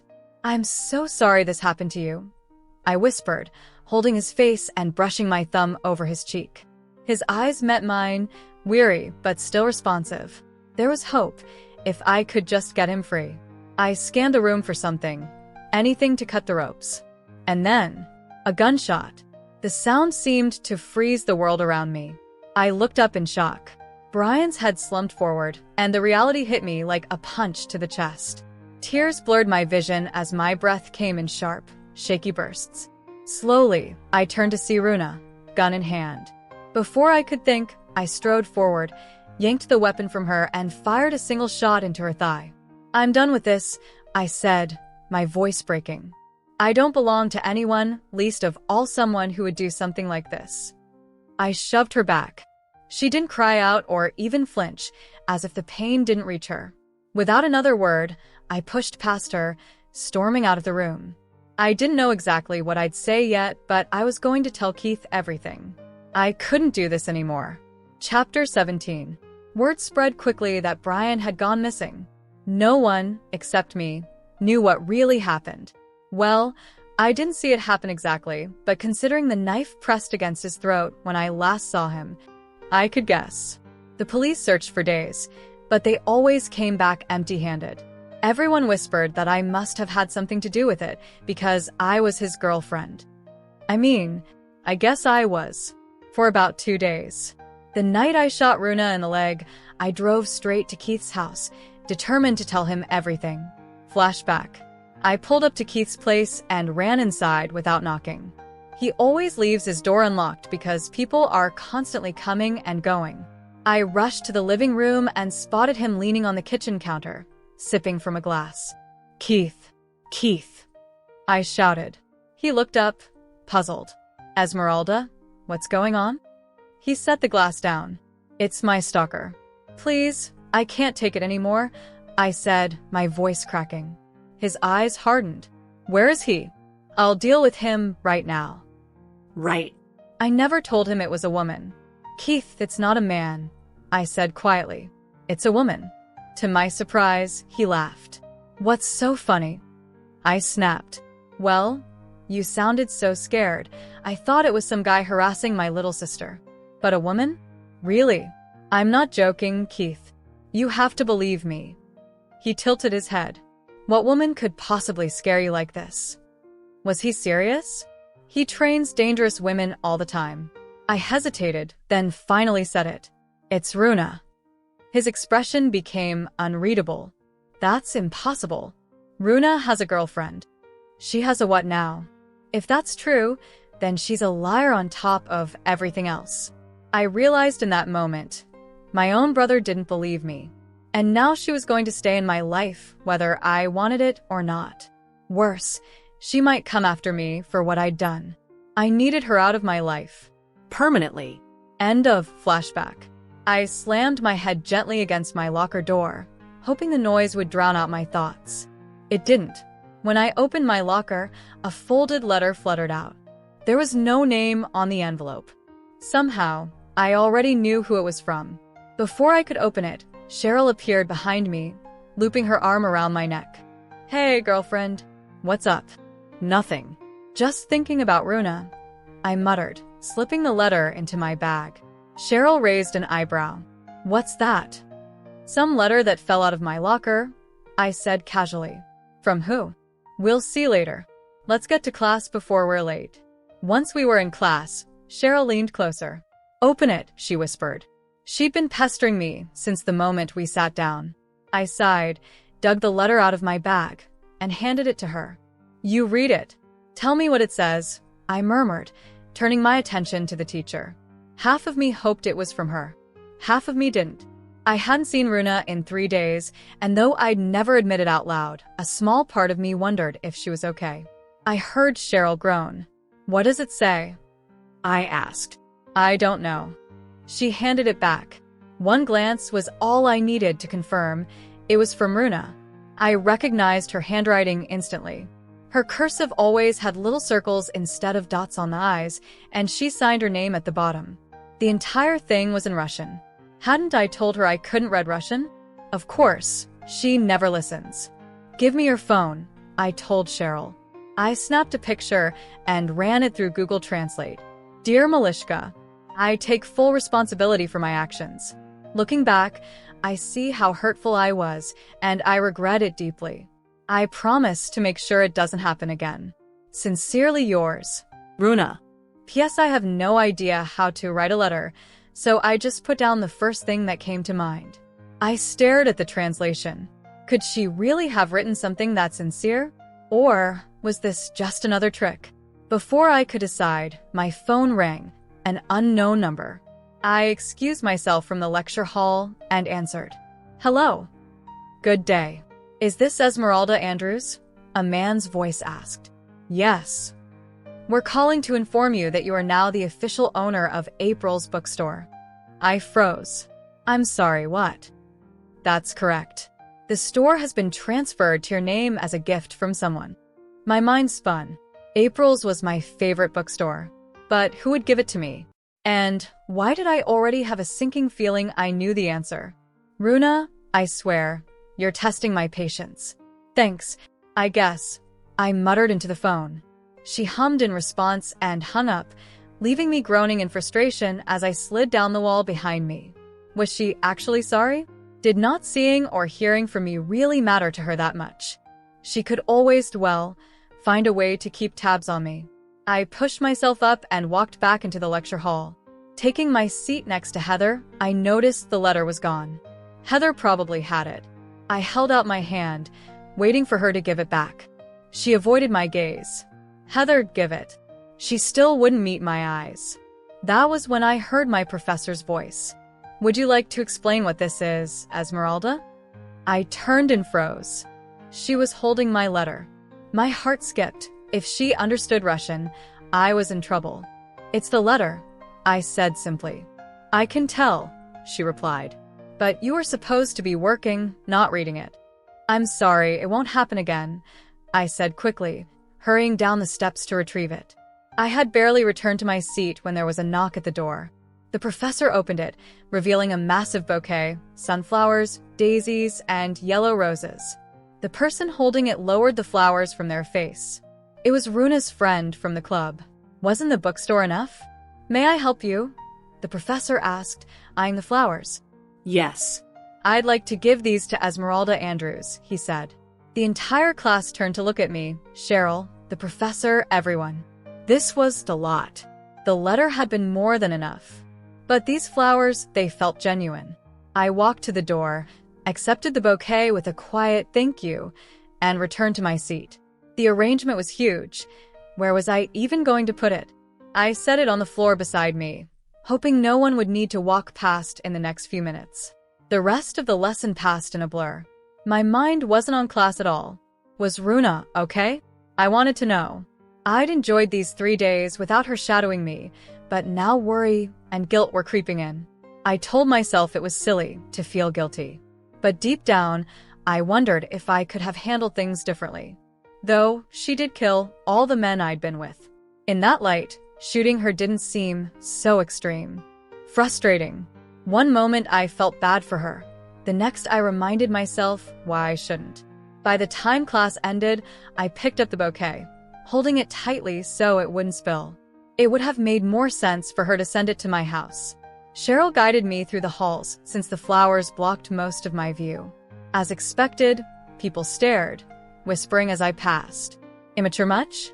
With Cheryl's help, I made it to the car without falling, though I did stumble once or twice. I set the flowers gently in the back seat, waved goodbye to Heather, and drove home.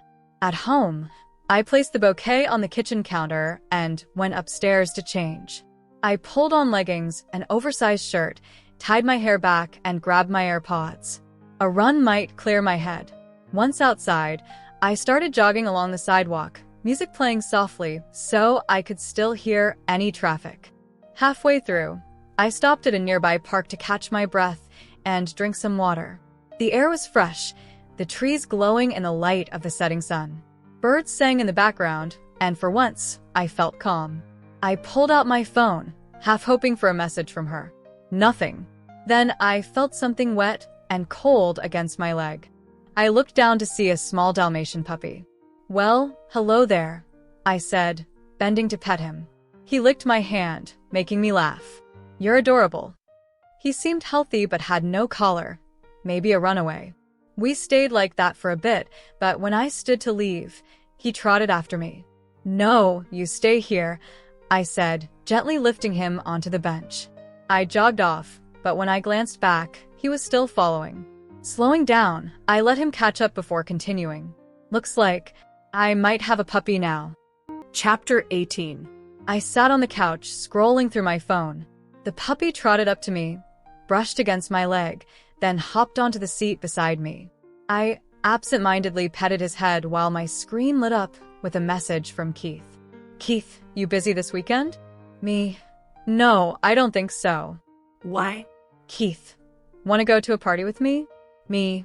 "Sure thing." "When is it?" Keith. "Saturday, 5 p.m. Me. "Yeah, I'll be there." Keith. "Wear something black." Me. Got it. I set my phone down and stood up. The puppy followed, tail wagging. In the kitchen, I decided to make shrimp Alfredo for dinner. It had been ages since I'd had it, and the thought made my mouth water. Unfortunately, it wasn't exactly puppy-friendly, so I'd have to make a grocery run soon for his food. I washed and seasoned the shrimp, cooking them in a pan while a pot of fettuccine boiled. In another pot, I whisked together heavy cream, milk, Parmesan, and seasonings, then combined everything with the pasta and shrimp. A sprinkle of parsley finished it off. I plated the meal, set it on the coffee table, and turned on YouTube. My choice? Hello Kitty and Friends. Cute, colorful, and comforting. My favorite character had always been my Melody, though I felt Karapi and Batsmaru didn't get enough love. As I ate, the puppy curled up by my feet. "I should give you a name," I murmured. "Ace? No, too common. Mike? No, too human." I thought for a moment, then smiled. Biscuit. At the sound of his new name, he tilted his head. I laughed, washed my dishes, brushed my teeth, and got ready for bed. Biscuit whimpered until I lifted him onto my pillow, where he quickly fell asleep. The day of Keith's party came faster than I expected. The week had passed in a blur, and still, there was no word from Runa. I tried to focus on my studies, but thoughts of her lingered. An hour before I needed to leave, my hair refused to cooperate. Frustrated, I curled it loosely, kept the style simple, and put on the black dress Runa had once sent me from Pinterest. It fit perfectly. Paired with heels, I felt confident and, dare I say, beautiful. I sent a few photos to Cheryl, then left. It turned out not to be a wild party, but more of a banquet. Inside, fairy lights draped from the ceiling, casting a warm glow over black draped tables set with glassware and silver utensils. Guests mingled, chatting in small groups. I waited at the entrance for Keith. My phone buzzed with a message from Cheryl. "Cheryl, You sure you're not going on a date? I chuckled and put my phone away. A tap on my shoulder made me turn. Keith stood there in a black tux. Hey! We greeted each other at the same time, smiling. He introduced me to several people before we finally sat down for the main course. I was more than ready to eat. After a short prayer, dishes were passed around: macaroni pie, rotisserie chicken, and more. I filled my plate modestly, mindful of the elderly woman seated beside me, who was watching my table manners like a hawk. When dinner ended, guests returned to mingling. I stayed near Keith at first, but eventually slipped away to explore. Upstairs, I stepped out onto a balcony overlooking the glowing city. The view was breathtaking. A whiff of cigarette smoke made me cough. Sorry, came a familiar voice. I turned and froze. Runa? She looked equally stunned. Malishka? I moved closer, leaning on the railing. She quickly dropped the cigarette over the edge. You can't just throw that, I protested. Sorry, she said softly. You were walking toward me, so... I reacted. I took in her outfit. Turtleneck, tailored pants, blazer. She looked sharp, composed. How have you been? I asked, feeling strangely awkward. I've been good. A silence settled between us until she spoke again. I'm sorry, she said, her voice quieter now. For everything. I never meant to hurt you, or anyone else. I truly didn't. Setting my glass on the railing, I stepped closer and gently cupped her face. I pressed a soft kiss to her forehead. She drew me into her arms, tucking her face into the crook of my neck. My hands rested around her shoulders, and for a while, we simply swayed together, the world beyond us fading away. She pulled back slightly, eyes meeting mine. Can I kiss you? I nodded. Her lips brushed mine gently, warm and unhurried. The kiss deepened slowly, and I felt myself melt into it. When she pulled away, her forehead rested against mine, her breathing a little uneven. Let me take you out. Tomorrow, she said. Sure, I replied quietly. Her hands slipped from my waist as I stepped back. Before leaving, I motioned for her to bend down. She did, and I pressed a quick kiss to her cheek before walking inside. As I moved through the crowd, I touched my lips, replaying the kiss in my mind. I wanted to feel it again. Chapter 19. After I left the party, I went straight home, eager to collapse into bed. But before I could sleep, I messaged Cheryl to tell her about running into Runa. She was shocked.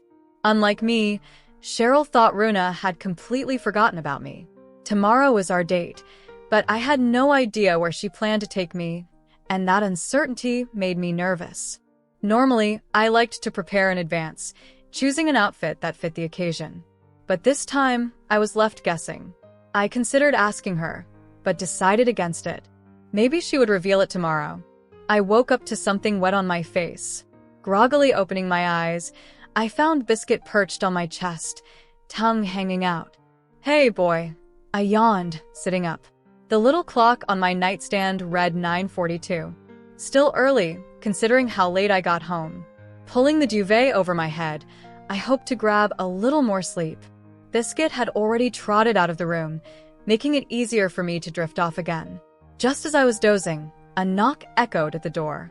I groaned, burying my head under a pillow, but the knocking grew louder.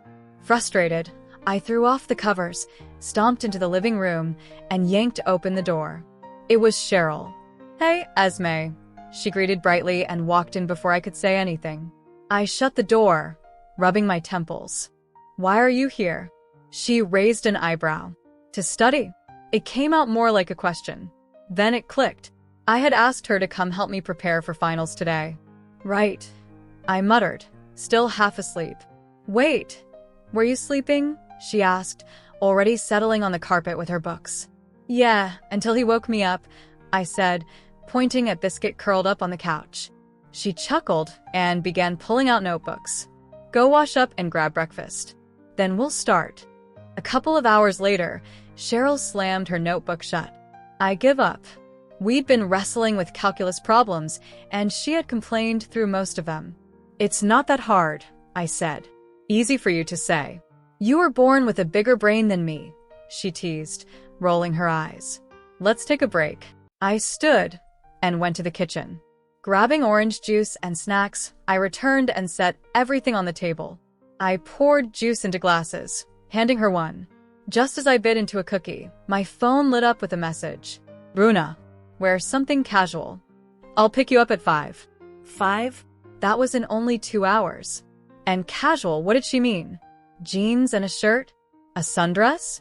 The options swirled in my head. You look pale. What's wrong? Cheryl leaned over my shoulder and spotted the message. Her eyes lit up. Okay, forget studying. We need to get you ready for your date. That's in 2 hours. We have plenty of time, I protested. Knowing how long it takes you to get ready, I say we start now. She was already packing up our books. Back in my room, Cheryl rummaged through my closet. Do you know where she's taking you? No, I admitted, flopping onto the bed. That makes this harder, she muttered, tapping her chin as she studied my wardrobe. I ran a hand through my hair, nerves growing. This was my first date with Runa and my first date with a woman. I wanted to impress her, but what if I chose the wrong outfit? Found it. Cheryl pulled out a multicolored floral sundress with thin straps and a slit at the thigh. Pair it with these brown sandals. It was simple but stylish, definitely casual. Thanks, I said, laying it out on my bed. We tried to return to studying, but my mind kept wandering to Runa. What if she didn't show up? What if she hated the dress? My excitement tangled with nerves until I gave up entirely. Instead, we put on a show, Castle. It was gripping, and for a while, I managed to forget my worries. Until my phone buzzed. Unknown. Stay away from her. My heart sank. What's wrong? Cheryl asked. I showed her the message. Her brow furrowed. Stay away from her? Who do you think they mean? I don't know. Could it be Runa? She thought for a moment. Maybe. I sighed, sinking into the couch. First, Runa had followed me around. Now, someone else was sending threatening texts. What had I gotten myself into? My chest tightened with panic. Breathe, Cheryl said, pausing the show and giving me a steady look. Let's get you ready for your date. It'll take your mind off this. By 4:30, I was dressed and restless, checking the mirror every few seconds. Cheryl tried to calm me, but nothing worked. Finally, Runa texted that she was outside. My stomach flipped.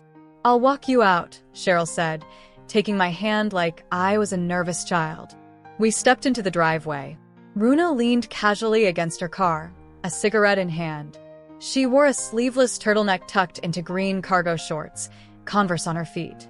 Her hair blew gently in the breeze, and she looked effortlessly beautiful. As soon as she saw me, she put out the cigarette. Hi, I said softly. Hey. You look wonderful, she replied, leaning in to kiss my cheek. Heat rushed to my face, and I hoped she didn't notice. I waved goodbye to Cheryl and slid into the passenger seat. The scenery blurred as we sped down the highway.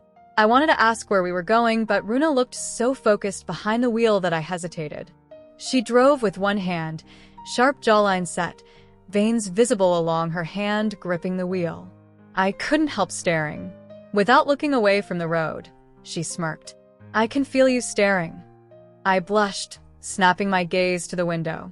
She chuckled. You're funny. I huffed, crossing my arms.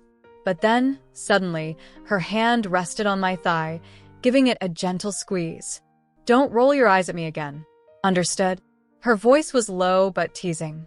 I nodded quickly, caught off guard.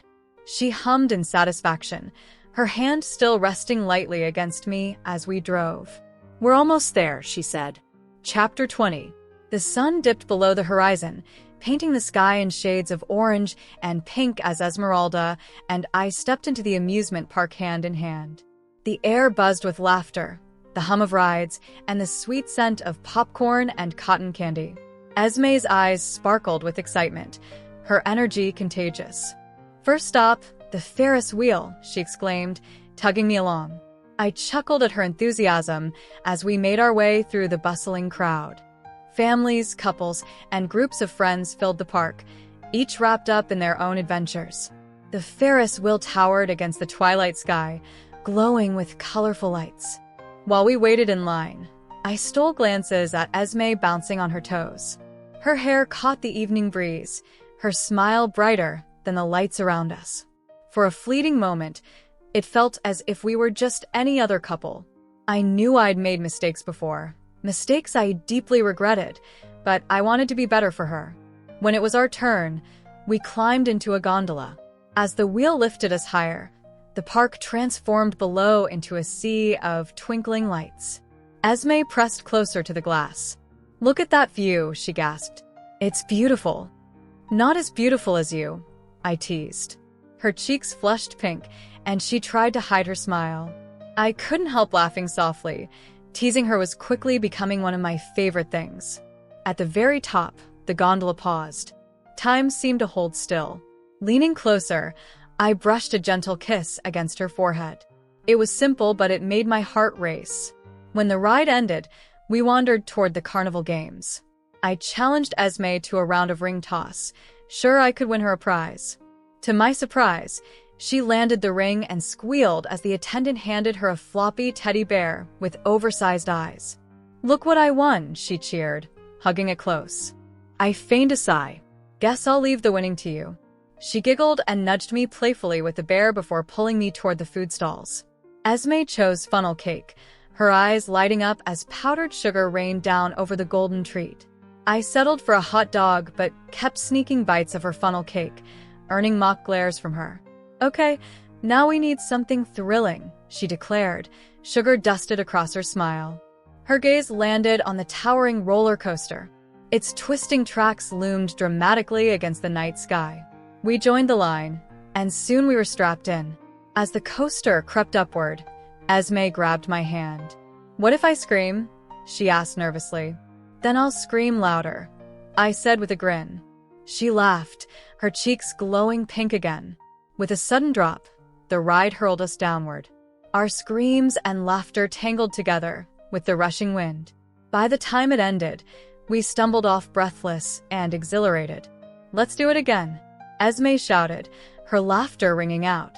And so we rode again, twice, then a third time, never losing that rush of adrenaline or the shared glances that said more than words. Later, we drifted into a quieter part of the park, where a small stage featured local musicians. We sat on a bench as soft melodies floated through the air. I wrapped an arm around her shoulders, drawing her close. "Thanks for tonight," I whispered. "It's been amazing." "Me too," she replied, resting her head against me. "I don't want it to end." The song faded, leaving us in a bubble of stillness. Our eyes met, and in that lingering gaze, 1,000 unspoken words passed between us. Slowly, I leaned in. Our lips brushed in a tentative, delicate kiss, gentle, but enough to spark something undeniable. I pulled back, smiling, my heart racing. The park seemed to fade into the background, leaving just the two of us. As we wandered out later, hand in hand, Esme's mischievous voice broke the silence. "Next time, let's try the haunted house." "Only if you promise to hold my hand," I teased back, and we both laughed. The drive home was quiet. Esme had fallen asleep in the passenger seat, her head tilted toward me. I glanced at her, unable to stop the smile tugging at my lips. She was so peaceful, so beautiful. I hated the way I had first approached her, the mistakes that still haunted me. I knew it would take time for her to trust me, maybe even longer to forgive me. But I would wait as long as it took. Tonight had given me hope that we could be something real. Pulling into her driveway, I switched off the engine. I walked around, opened her door, and carefully unbuckled her seatbelt. She stirred as I lifted her in my arms, blinking sleepily. "Where are your keys?" I asked softly. "In my bag," she murmured. Still holding her, I reached into her bag and found the keys. I unlocked the door and carried her upstairs. Biscuit, her puppy, perked up on the bed as I laid her down gently. She was already drifting back to sleep. I slipped off her shoes and pulled the covers over her. Turning to leave, I felt a tug on my wrist. "Stay the night, please," she whispered, eyes half closed. A quiet chuckle escaped me. I kicked off my shoes and slid under the covers on the other side of the bed. The warmth of her presence eased every restless thought. Sleep overtook me quickly, my arm resting lightly around her as I drifted off, holding on to the feeling that tonight was just the beginning. Chapter 21. I woke up to the faint warmth of someone beside me. Groggily, I opened my eyes, blinking against the sunlight spilling through my bedroom window. Turning my head, I saw black curls spread across my pillow. Runa. Right. I had asked her to stay the night. Careful not to disturb her, I slipped out of bed and padded to the bathroom. It was still early, which gave me time to finish some assignments before the day really began. I splashed cold water on my face to wake myself up, brushed my teeth, and stepped out again. Runa was still asleep, her breathing soft and steady. Quietly closing the door, I walked into the living room. Biscuit was curled up on the couch, snoozing. Stifling a yawn, I went to the kitchen and opened the fridge. Scrambled eggs and toast. It would be simple, but filling. I popped slices of bread into the toaster and whisked the eggs, humming under my breath as the pan sizzled. Soon enough, breakfast was ready.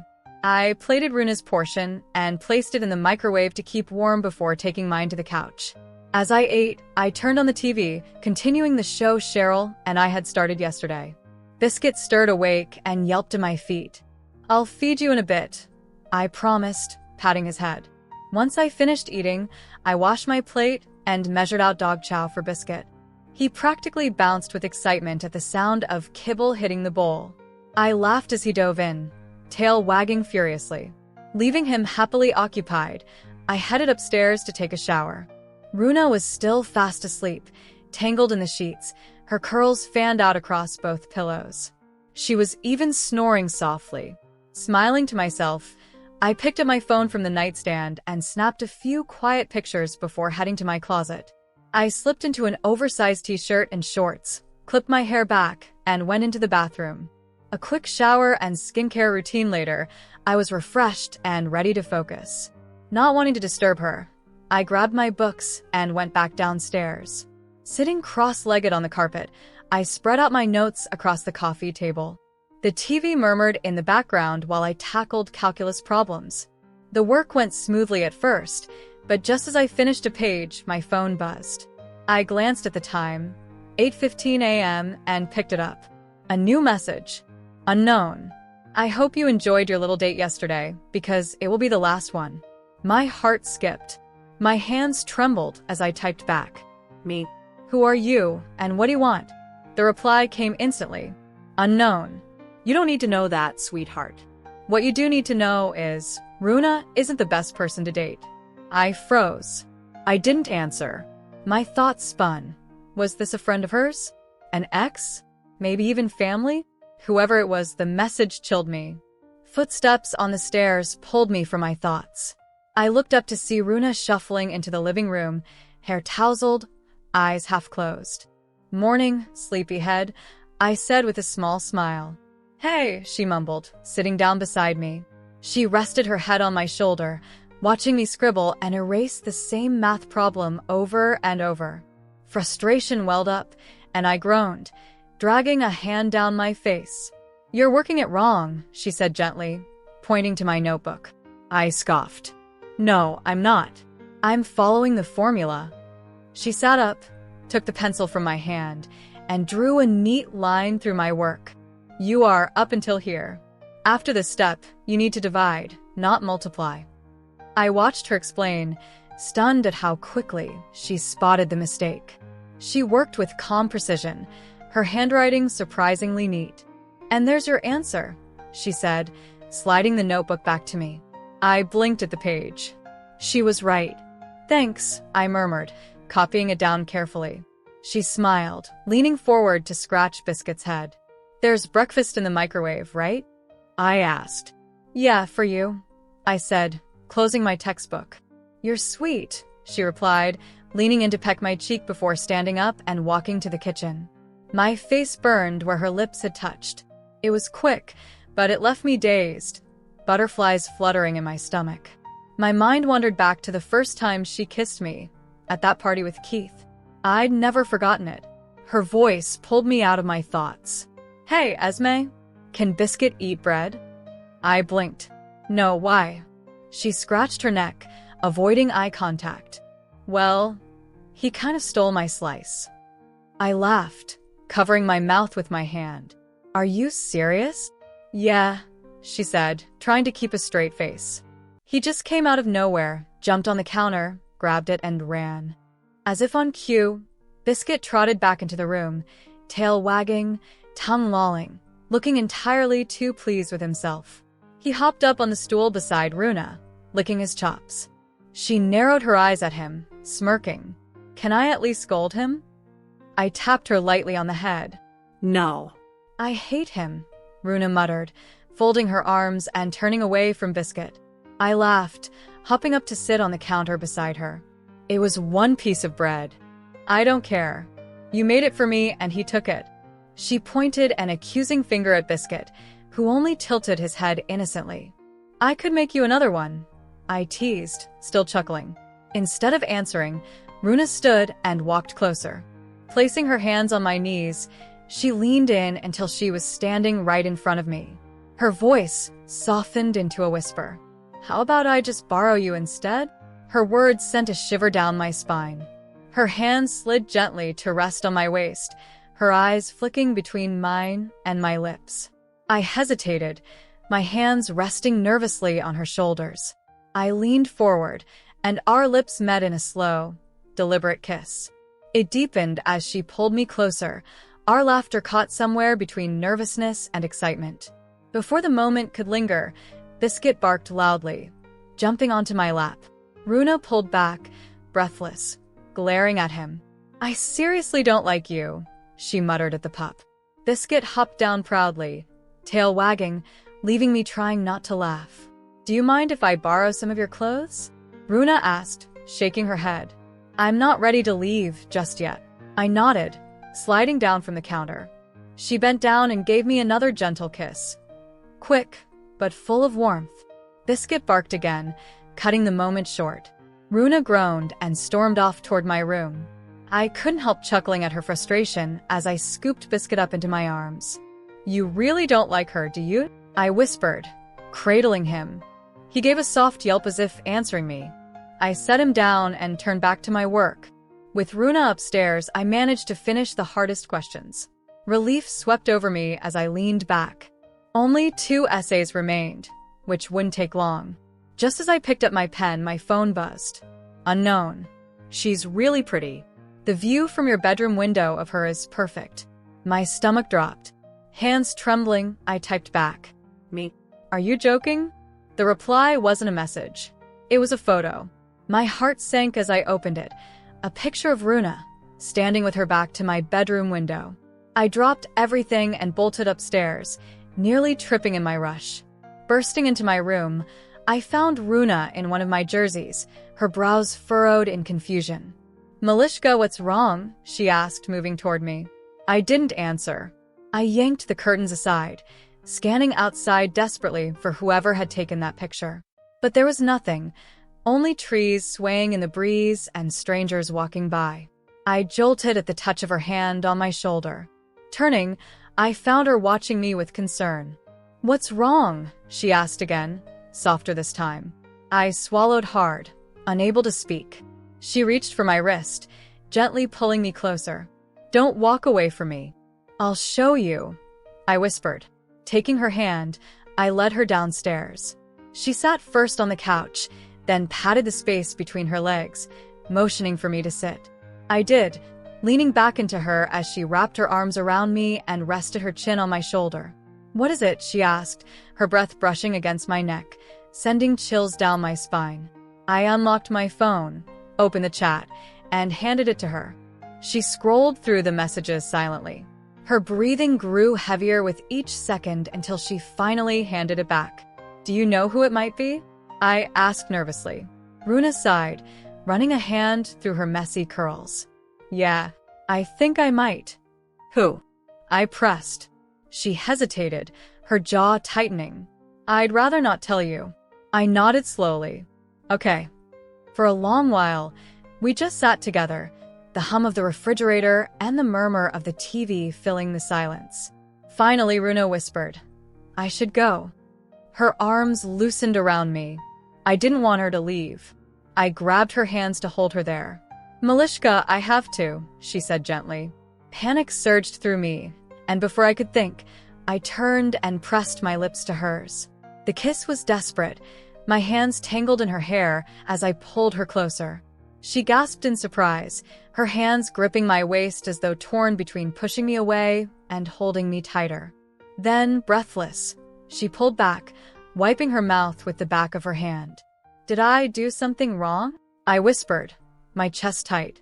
"No," she shook her head, still catching her breath. "It's not that. I just needed air." I leaned in again, but she gently placed her hand over my lips to stop me. "I really need to go, Malishka." Her voice was quiet, almost regretful. She lifted me from her lap, stood, and ruffled my hair softly. "I'll see you later." And with that, she was gone, out the door in a heartbeat. The house fell silent. Without her, it felt oddly empty, like something essential was missing. She had only been here for the morning, but her presence had kept my worries at bay.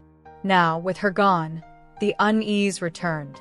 I sat back down, opened my notebook, and tried to lose myself in my essays. But all I could think about was her. Chapter 22. I pulled up to Ethan's and stormed into his house. From the corner of my eye, I saw Ethan laying on his couch upside down with his head hanging off the chair. My sudden entrance made him flip off the couch and fall on his head. "You know there's something called knocking, right?" He joked. "No time for jokes," I said sternly. Okay, but why are you— wait, whose shirt is that?" he asked, pointing to the jersey I had on. "Esme's," I replied and sat on the couch, picking up the remote and looking through the options on Netflix. "You ready to tell me why you barged into my house, or are you going to leave me hanging?" He picked up a potato chip from the bowl in front of him and ate it. I did the same but picked up a handful instead. "Yeah, Cassandra found me." He lifted his eyebrows. "Who's that again?" I rolled my eyes and smacked my teeth. "My ex." He choked on the chip. "How?" I shrugged. "I don't know, but she's threatening Esme." "What are you going to do about it?" "I actually don't know. I think I might try and talk to her." I stood up from the couch and walked into the kitchen. I grabbed a glass from one of the cabinets and filling it with water from the sink. Ethan followed me and leaned against the counter opposite from me. I did the same and sipped on the water. "Did you ask my permission for that?" he teased. I spat the water in his face and ran off up the stairs. I heard him scream my name as he ran behind me. I didn't make it far before I felt cold water hit my back. I yelped and stopped running. I turned to see Ethan smirking with a cup of water in his hand. He stuck out his tongue at me before turning and running down the stairs, back into the living room. I wasn't about to let him get away with that. "I'm coming for you," I yelled. I began running, but slipped due to the water Ethan had thrown at me. I tumbled down the stairs, hitting my head hard on almost all the stairs. When I finally made it down the stairs, Ethan was curled into a ball, clutching his belly as he laughed loudly. Even though the fall did hurt, I couldn't help but burst out laughing as well. "You should have seen how stupid you look," he laughed. I playfully pushed him and stood up from the floor. I walked into the kitchen, opened the freezer, and took out an ice pack. I placed the ice pack on my head, wincing at the throbbing pain in my head. "So back to," he thought for a while, carrying his finger in a circle, "cranberry." "It's Cassandra, idiot." I pushed past him and flopped down on the couch. "I know, just didn't feel like saying her name." He jumped over the back off the couch and took a seat next to me. "So, what's the plan?" I shrugged. "I don't know yet. I don't know what I'm going to do about her." "Sure, I've stalked Esme in the past, killed many people and much more, but Cassandra is way more powerful than me. Not only is she smarter than me, she's also really strong and dangerous. She can have anyone at her mercy in seconds. She has dozens of people wrapped around her finger. One wrong move and she'll break your neck with no regrets or guilt. One thing for certain, she wouldn't hesitate to hurt Esmeralda. I don't want Esme to get hurt because of me. She's too sweet, pure, and precious. The only thing left to do is to go see Cassandra." "I'll go see her," I said. Ethan choked on the drink I was drinking. "Are you stupid? It's either that or she'll hurt Esmeralda. My phone buzzed on the couch next to me. I expected it to be Cassandra, but instead it was Esmeralda. Malishka. Runa, there's someone in my house, please help me. My heart dropped to my stomach as I read the message over and over. This had to be Cassandra's doing. Me. Don't worry, darling, I'm coming, stay put. Malishka. They just came out of nowhere, please come fast. Me. Okay, I'm coming, are you hiding? Where are you? Malishka. I'm hiding in my pantry. I know it's not the best place to hide. Me. No, it's great. I'm coming, okay. By the time I sent the last message, I was already out the door with Ethan trailing behind me, fighting to put on his shoes. I left the house not caring about the throbbing pain in my head or the fact that I was bare feet. Don't you want something to put on your feet? He asked when we reached my car. I unlocked my door. I'm fine. I hopped in my car and started the engine immediately. Don't come to me when something sticks you in your foot. I didn't respond and sped off. I pulled up to Esme's house and ran out my car. I threw my car keys behind my shoulder for Ethan to lock my car. I twisted the knob for her door, and thankfully it was open. Esmeralda, I yelled, walking into her living room. There was no response. My heart was beating fast, and my hands grew sweaty with every passing second. The air around me felt cold, and the walls felt like they were closing in on me. I've dealt with situations like these before, but the thought of Cassandra possibly being behind this sent chills down my spine. I ran into the kitchen and opened the pantry, and there she was, crouched down on the floor with her knees to her chest. When she saw me, she ran into my arms, bawling her eyes out. I was so scared, she sobbed. I drew reassuring circles on her back. Her hands gripped my shirt tightly, all the while I could feel her tears seeping through the clothes. I'll take you to my house for a bit, okay? I said softly. She nodded and I picked her up in bridal style. Her hands wrapped around my neck while she buried her face in my neck. I picked up her keys from the hook near the door and locked it once we were outside. She was still sobbing, but quietly, and every time she sniffled, her breath tickled my neck. I opened the back door and laid her down on the seat. Ethan was already waiting in the car with his feet on the dashboard. I'm sorry, Runa, but as much as I love you and shit, your girl ain't staying by me, he whispered to me. I rolled my eyes and tapped him on the head. She wasn't going to stay at your house either way. I already told her we'll be staying at my house. After dropping off Ethan at his place, I drive to my house with Esmeralda sleeping in my back seat. I guess after all her crying, she eventually fell asleep. I picked her up and pushed open the front door with my hip. Auntie, Cameron yelled and wrapped his tiny body on my leg. Hey kiddo, what's up? I smiled, looking down at him. We're playing board games in the living room, do you want to join? Sure, I'll join y'all in a bit, I gotta put her down first. I replied, motioning to Esmeralda, who was soundly sleeping in my arms. Wait, is that my girlfriend? I chuckled softly, yes. His face suddenly changed to something more serious, and he let go of my leg. Okay, hurry and put her down. I don't want you to drop her and ruin her beautiful face. I snored at what he said and walked off to put her in my room upstairs. Chapter 23. I stirred awake in an unfamiliar room. Sitting up quickly, I scanned my surroundings. The place felt oddly familiar, yet I couldn't place why. My phone rested on the nightstand. When I checked it, I saw it was already after 3. Footsteps echoed outside the door, and I hurriedly pulled the covers over my head. The door opened. Malishka, are you awake? That voice, Runa. Right. She had brought me here.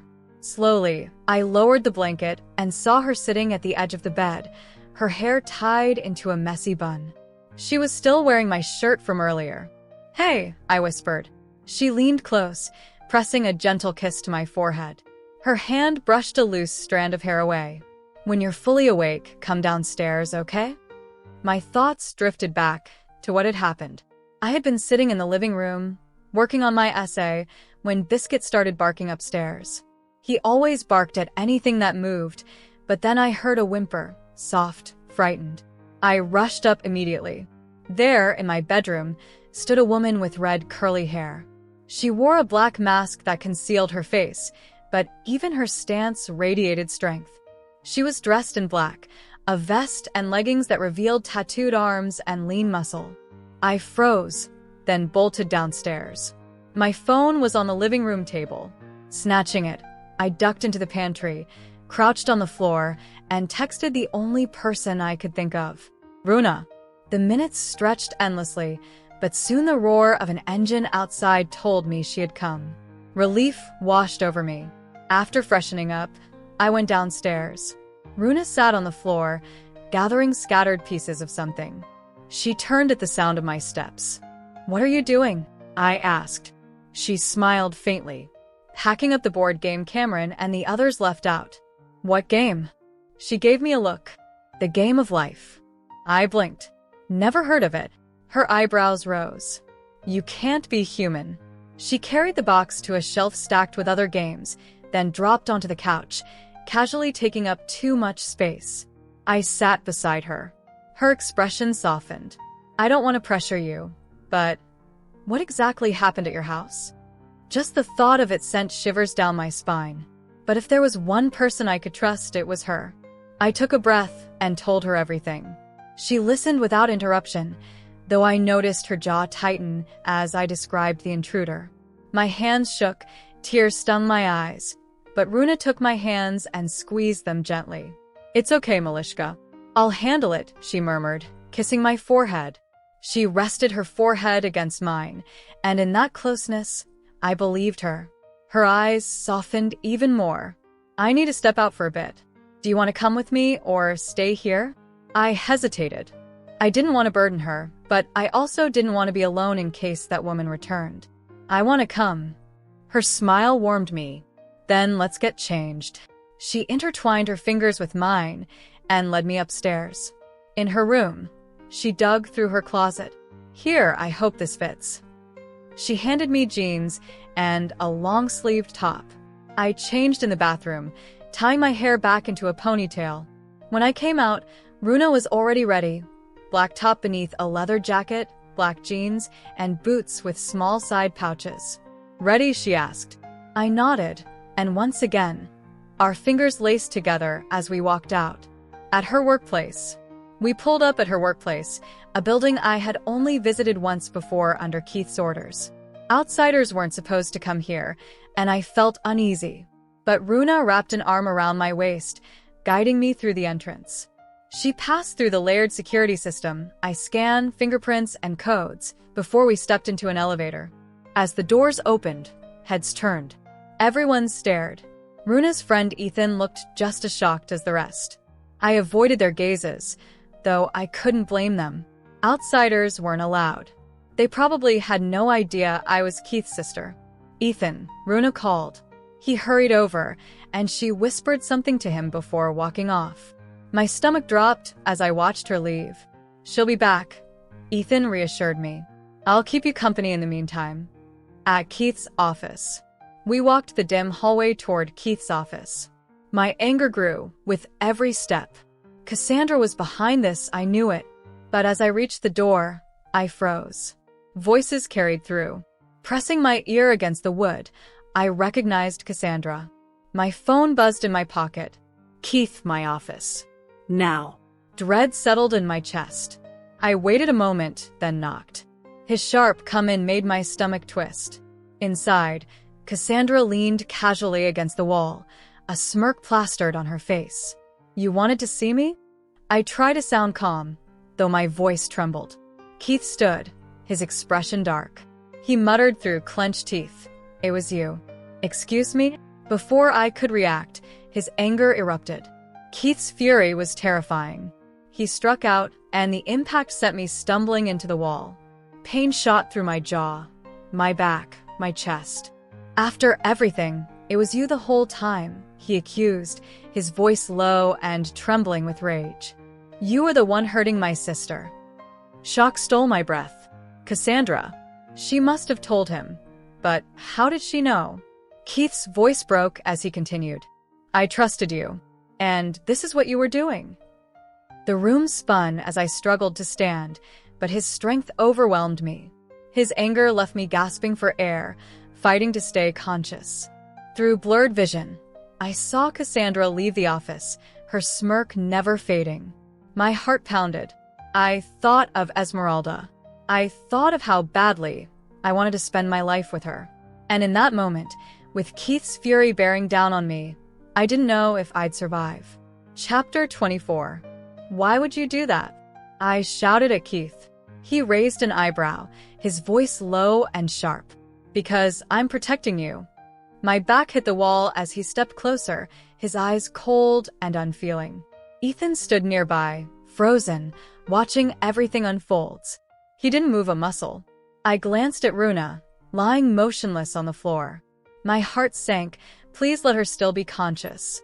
Keith pointed his weapon toward her. Do you really feel sorry for her? He asked flatly. After everything she's done to you? She hurt you. He leaned closer, his whisper brushing my ear. My breathing grew uneven.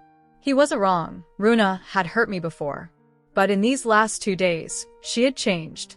She hadn't threatened me. She had cared for me.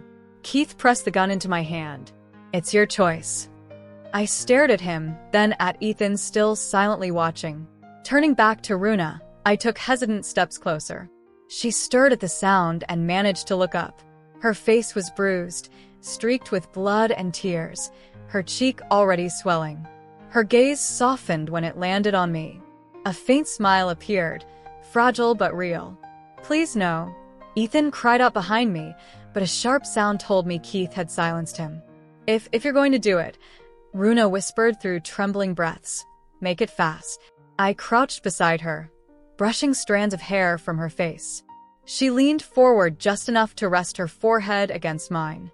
I'll die happy if it's by your hand, Malishka. Something inside me broke. Instead of raising the gun, I pressed my lips to hers. The kiss was desperate, raw with everything unspoken. Her hand weakly found my jaw, mine steadied her shoulder.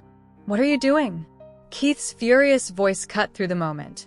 I pulled back, startled, forgetting he was still there. Runa's eyes widened, and with her remaining strength, she shoved me aside. I hit the wall hard and groaned. Keith snatched the gun from the floor. If you won't do it, I will. I grabbed his ankle, clinging desperately. Please don't hurt her. To my surprise, his expression softened. He crouched down, stroking my cheek almost gently. I won't kill her. Relief bloomed in my chest until he added with a smile, I'll kill you instead. Shock rooted me in place as he raised the gun to my forehead. My voice shook. But I'm your sister. He laughed darkly. Oh, Esme, did you really believe that? We're not related. The words crushed me. My heart pounded in my ears as I pressed back against the wall. His smirk didn't waver as he poked the gun against my skin. Any last words? He asked, his face inches from mine. Tears slid down my cheeks. I kept my eyes shut, refusing to give him the satisfaction. Goodbye, Esmeralda. The gunshot rang out. I flinched, yet I was still alive. Slowly, I opened my eyes. Keith stood before me, choking, blood spilling from his mouth. He stumbled, then collapsed to the floor. Ethan lowered a gun, sliding it back into his pocket. Runa, battered and unsteady, struggled to her feet. I rushed to her side, wrapping her arm around my shoulders to keep her upright. Hey, Malishka, you okay? She whispered, managing a weak smile. I nodded quickly, holding her close. I'm okay. Back at my place. We returned to my home. I couldn't leave Biscuit alone any longer. Runa's injuries, while painful, weren't severe enough for the hospital. I cleaned her up, gave her fresh clothes, and left her to rest. When I came back upstairs, she was already asleep. I sat at the edge of the bed, just watching her. She looked peaceful, so beautiful it made my chest ache. Long lashes brushed her cheeks, and her dark curls framed her face perfectly. I traced my finger gently along her cheek, then bent down and pressed a soft kiss there. In that quiet moment, all I felt was love. Chapter 25. The sharp buzz of my alarm pulled me out of sleep. Turn it off, Runa groaned, burying herself deeper under the blanket and pulling it over her head. I chuckled at the sight and reached over to silence it. Stretching my stiff muscles, I slid out of bed and headed into the bathroom. I splashed cold water on my face, washing away the last remnants of sleep. When I returned, Runa was still curled beneath the sheets, breathing softly. I left her to rest and went downstairs. Biscuit's ears perked up the moment he heard my footsteps. He bounded off the couch, running toward me with cheerful yelps. I crouched down, scooping him into my arms. "Good morning, boy," I whispered, scratching his head. He licked my face happily before I set him down. In the kitchen, I decided to keep breakfast simple. Coffee would be enough to get me through the morning. I measured out the water, listening to the satisfying gurgle as it filled the reservoir. The rich, earthy aroma of the ground beans filled the air the moment I opened the tin. Inhaling deeply, I allowed myself a small smile. Scoop by scoop, I prepared the filter, treating the routine like a quiet ritual. The hum of the old machine and the steady drip-drip of the brew felt comforting, almost like background music to the start of my day. When it was ready, I poured the dark liquid into my chipped favorite mug, wrapping my hands around it as warmth seeped into my fingers. The first sip was always the best, bitter, bold, and familiar. After finishing, I rinsed my cup and moved on to Biscuit's breakfast. The moment the dog food bag crinkled, he raced back, circling my feet with happy barks. I laughed, careful not to trip as I filled his bowl. Back upstairs, Runa was still wrapped in the sheets, her quiet snores barely audible. Smiling, I moved to my closet and chose a pair of flared jeans and a white top, simple but comfortable. After a quick shower, I pinned my hair up in a claw clip and stepped out of the bathroom, only to find Runa awake, sitting up. Her eyes followed me with a sleepy but mischievous glint. "Morning," I said with a smile. "Morning, Malishka," she replied, smirking slightly. I turned to gather my books from the desk, but I could still feel her gaze on me. After packing my bag, I slipped into my shoes and walked back over to her. Her hand slid to my waist, gently pulling me closer. I steadied myself with my hands on her shoulders as she rested her head against me. My fingers threaded through her messy hair, holding her there. When she lifted her eyes, something in me melted. Without thinking, I leaned down and kissed her. It was slow and tender, filled with quiet emotion. Pulling back, I pressed a small kiss to her forehead before stepping away. Grabbing my bag, I smiled. "If you need anything, just call me." At school. "I need an update on Ms. Mysterious and Gorgeous," Cheryl teased, eyes sparkling. "Not so loud," I whispered back quickly. She waved her hand, brushing off my worry. "No one's listening. Come on, don't leave me hanging." I sighed but eventually told her everything, from the break-in to the shocking truth about Keith not being my brother. The thought still weighed heavily on me. I planned to ask Runa about it later, though I wasn't sure she'd know. Cheryl nearly dropped her sandwich halfway through my story. Wait, you're telling me you had a gun pointed at her, and then you kissed her?" I gave her a look that clearly said, "Seriously? That's what you focus on." She just grinned. "Yup." I groaned, but deep down, I couldn't blame her. That moment had replayed in my mind more than once too. Runa really had changed, softer, gentler. Around me, she wasn't the same threatening figure she once was. And maybe I liked her more than I admitted. Cheryl snapped her fingers in front of my face, pulling me from my thoughts. "Earth to Esmeralda. What about your birthday?" I shrugged. "Probably just stay home and watch a movie." She gasped. "You're turning 21 and you're staying home?" "No way. We're going out." "Cheryl," I groaned. "Nope. Final decision. I'll text you the details Friday for Saturday night." I sighed but smiled. "Fine," she squealed. "Don't worry, it's not a club." Relieved, I laughed softly. That was the last thing I wanted right now. When I got home later that day, the house was silent. "Hello," I called out, my voice echoing faintly. A shiver of unease ran through me as I crept upstairs, glass cup in hand as my makeshift weapon. I checked each room, heart pounding. Finally, I pushed open my bedroom door and froze. Runa and Biscuit were curled up on my bed, fast asleep. Biscuit rose and fell with each of her breaths, nestled comfortably on her chest. The tension in my chest eased instantly. Smiling, I quietly changed out of my clothes and slipped them into the laundry basket. Carefully, I climbed into bed beside them, moving slowly so I wouldn't disturb either one. Once settled, I laid my head on Runa's shoulder. Her warmth and steady breathing lulled me. Before long, my eyes drifted closed. I'd ask her my questions when she woke. Chapter 26. Since I didn't have lectures until later, I decided to take the morning to go grocery shopping. At the store, pushing my cart through the produce section, I held my crumpled list. Tomatoes, onions, zucchini, spinach, potatoes. Nothing fancy, just enough to cook a few meals. First came the tomatoes. I searched carefully, too soft, too green, until finally I found 3 that were just right. Next were the onions. I weighed them in my hands, remembering that heavier ones were usually better. After that came fresh spinach, bright and crisp, then zucchini. Most looked bruised, but with a little help from a curious girl shopping with her mom, I found a good one. Finally, potatoes. I couldn't decide between large ones for mashing or small ones for roasting, so I grabbed both. By the time I reached the cashier, I felt a little sense of victory. Simple tasks like this brought a quiet kind of peace. The cashier smiled, I smiled back, and soon enough, I was on my way home. Balancing the grocery bags in my arms, I managed to close the door with my foot. Runa's head snapped up from the couch. "You should have called me to help you," she scolded, jumping up to take some bags.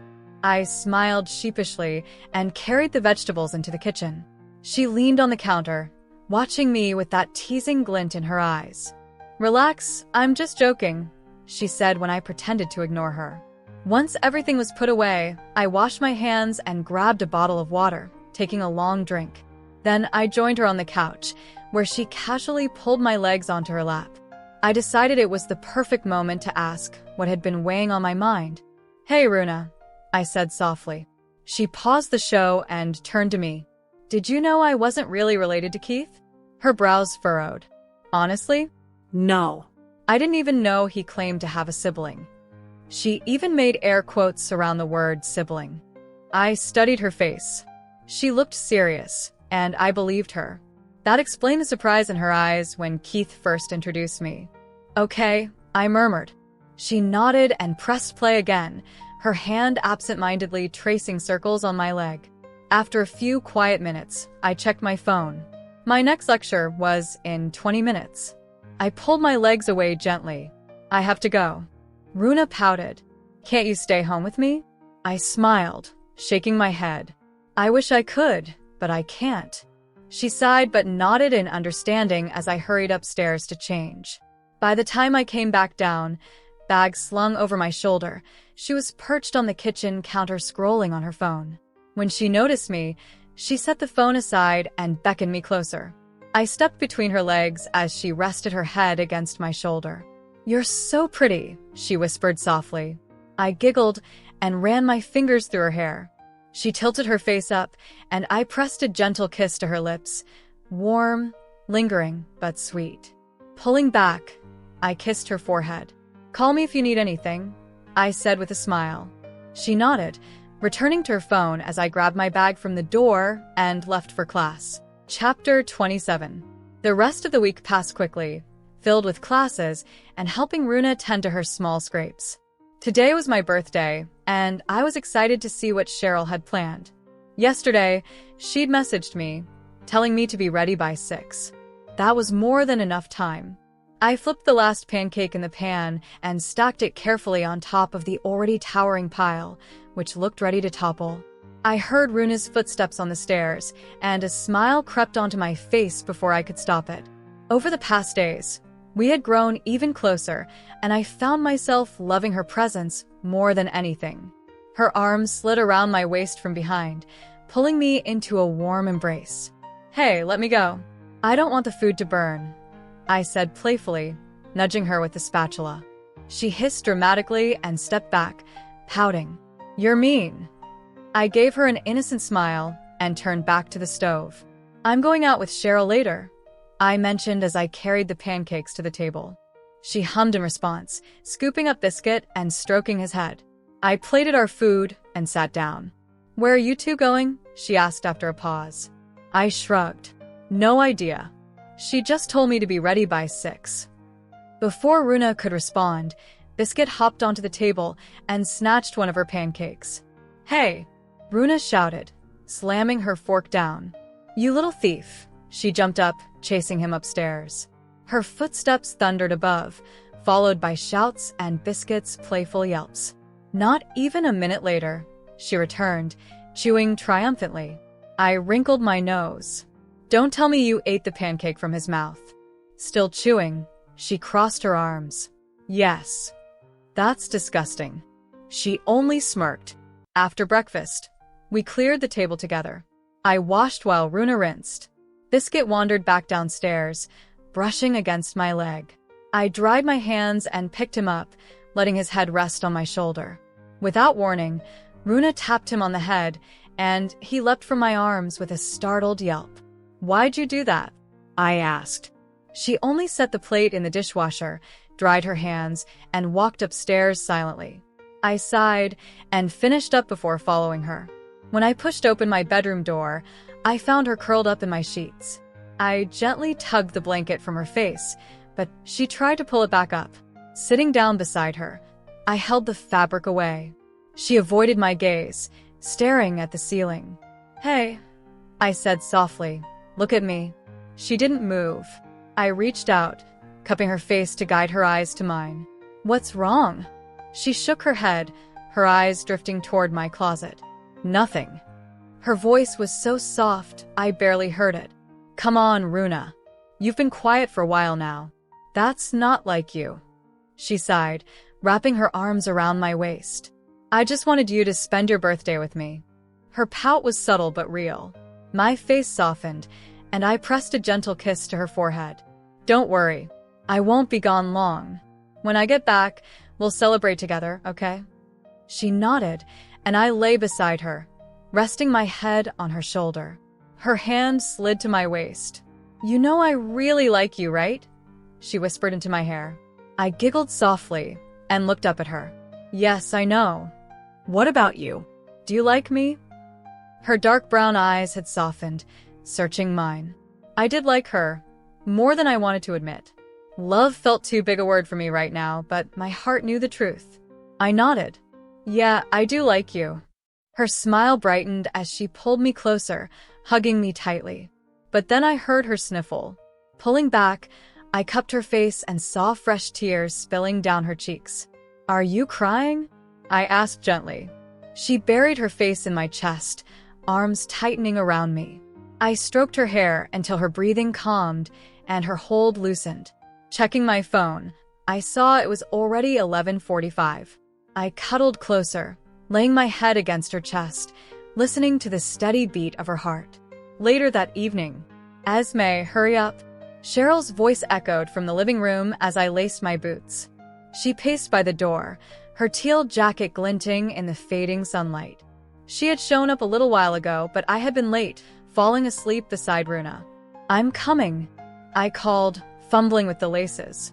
When I stepped out, she gave me a satisfied grin. Looking good, birthday girl. I rolled my eyes. It's just jeans and a sweater, Cheryl. Hardly glamorous. Yeah, but it's your birthday sweater. That makes it special.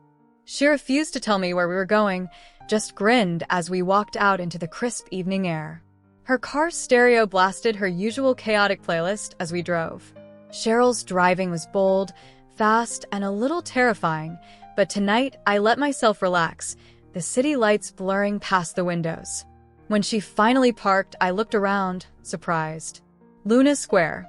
Downtown's heart was alive with fairy lights draped in the trees, street performers juggling flaming torches, and the hum of live music. A street festival? I asked in awe. Better, she said, tugging my arm. It's your festival. I laughed. You're exaggerating. But as we wandered, it really did feel magical. We ate churros dusted with powdered sugar, took silly pictures with a mime, and admired the glowing lanterns strung high above the square. At the center, Cheryl led me to the carousel, its painted horses shimmering beneath golden lights. Okay, this is it, she said, pressing a ticket into my hand. You want me to ride this? I raised an eyebrow. I want you to enjoy your birthday. Just take a moment to feel happy. Her words were sincere, and I couldn't say no. I climbed onto an elegant horse, and as the carousel spun, lights whirling around me, I felt time pause. For a few minutes, it was just music, motion, and freedom. When the ride ended, Cheryl was waiting with a smug grin. Well, I laughed. Fine, you win. That was actually nice. I always win, she said, looping her arm through mine. Now, one more stop. We ended the night on a rooftop overlooking the city, its skyline glittering against the dark sky. Cheryl pulled out a small cupcake with a single candle. You carried that around all night? I asked, touched. Of course. Make a wish.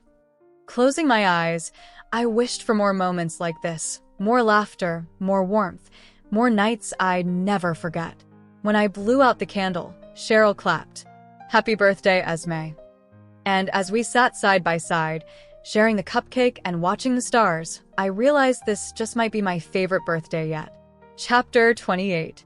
When I stepped into the quiet darkness of the house, I kicked off my shoes and placed them neatly on the rack. The faint glow of candlelight spilled from my bedroom, drawing me upstairs. Pushing open the door, I froze. Runa was sitting on my bed, smiling, with a small cake in front of her. It was decorated with vanilla frosting, fresh strawberries, and a single candle flickering warmly in the center. Happy birthday, Malishka, she said softly, standing to take my hand and guiding me toward the bed. My heart swelled, and I smiled. Thank you. She motioned for me to make a wish. Closing my eyes for a moment, I blew out the candle. The room fell back into its gentle glow, and Runa picked up a fork and knife from my desk, handing them to me. I cut a piece of cake and offered it to her first. She accepted it with a playful hum, a bit of frosting lingering on her lips. I laughed and shook my head before cutting myself a piece. The cake was soft, sweet, and rich, the kind of flavor that instantly made me feel comforted. This is so good, I said between bites.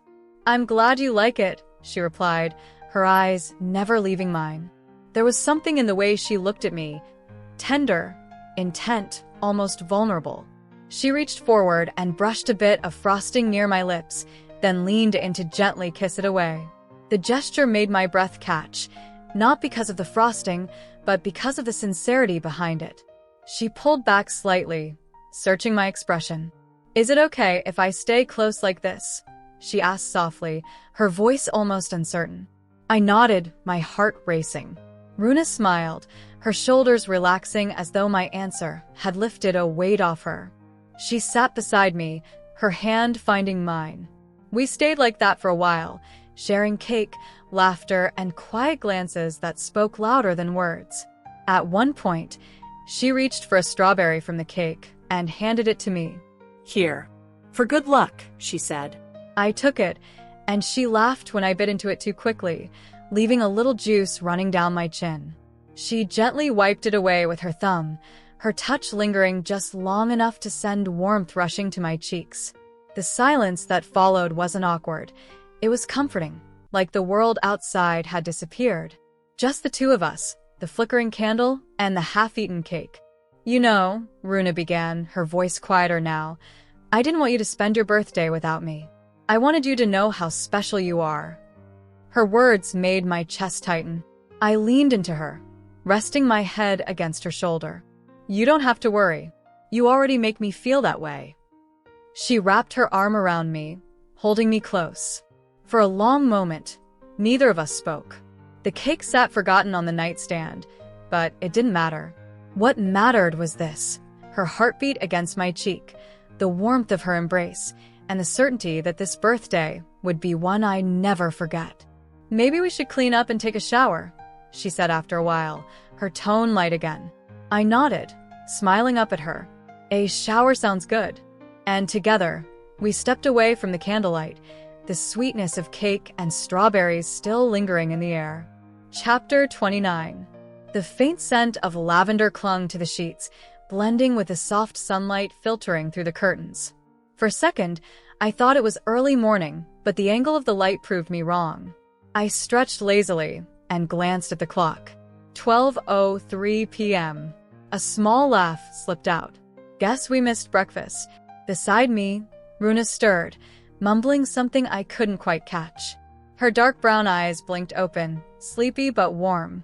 A messy halo of hair framed her face, making her look effortlessly beautiful. "Good morning, well, afternoon," she said with a grin. I brushed a stray strand from her cheek, letting my hand linger. "Afternoon works. We're on our own schedule anyway." She yawned, then nodded. "Exactly." Besides, mornings are overrated. She gave me a quick, lazy hug before sitting up. "Hungry?" "Starving." My stomach growled right on cue, and we both burst into laughter. We wandered into the kitchen in mismatched pajamas, mine an old purple set, hers a loose graphic tee and shorts. The fridge offered slim pickings, some eggs, half a bell pepper, sourdough bread, and a block of cheese. Scrambled eggs on toast. Runa held up the carton of eggs as though they were treasure. "With a side of improvisation," I said, pulling out the pepper and cheese. Cooking together felt like a rhythm we already knew. I chopped vegetables while she cracked eggs, her silly commentary keeping me entertained. "Is this gourmet enough for you, Esme? Or should I garnish it with edible gold?" I tossed a slice of bell pepper at her. "Just cook the eggs before I collapse, chef."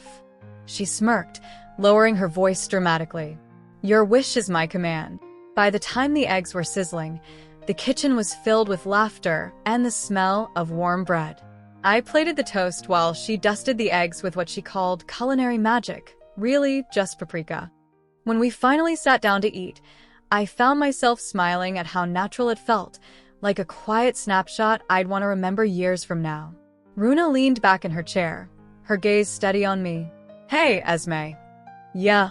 I asked around a mouthful of toast. She hesitated, then set her fork down. "I've been thinking about something." Her serious tone made me pause. She gestured vaguely between us. "We've been this for a while now, and it's been amazing. But I don't want it to just be unspoken. I want us to be official." She drew in a breath, then smiled softly. "Esmeralda, will you be my girlfriend?" The words seemed to fill the whole room, brighter than the sunlight pouring in. I blinked, surprised by how sweet and earnest it sounded. Setting my fork aside, I reached for her hand. "Runa, you're such a dork." Her eyes widened like she thought I was rejecting her until I squeezed her hand. "But yes." "Of course, yes." Relief and joy spread across her face, her smile so big it made me laugh. "You just called your new girlfriend a dork, you know." I pulled her up from her chair and into a hug. "It's part of the deal." She rested her chin on my shoulder, holding me tightly. "I think I can live with that." After we finished eating, we cleaned the dishes together before heading back upstairs. We sprawled across my bed, the laptop propped in front of us as a movie played. Lying on our stomachs, her hand rested lightly at my waist, tracing soft patterns now and then. She leaned in to press a quick kiss to my cheek. I smiled, leaning closer into her touch. In that moment, wrapped in her warmth, I realized how happy I felt. Sometimes dreams don't look like what you imagine. They turn out better. I thought I wanted a book boyfriend, but instead I was blessed with someone real, someone entirely her own.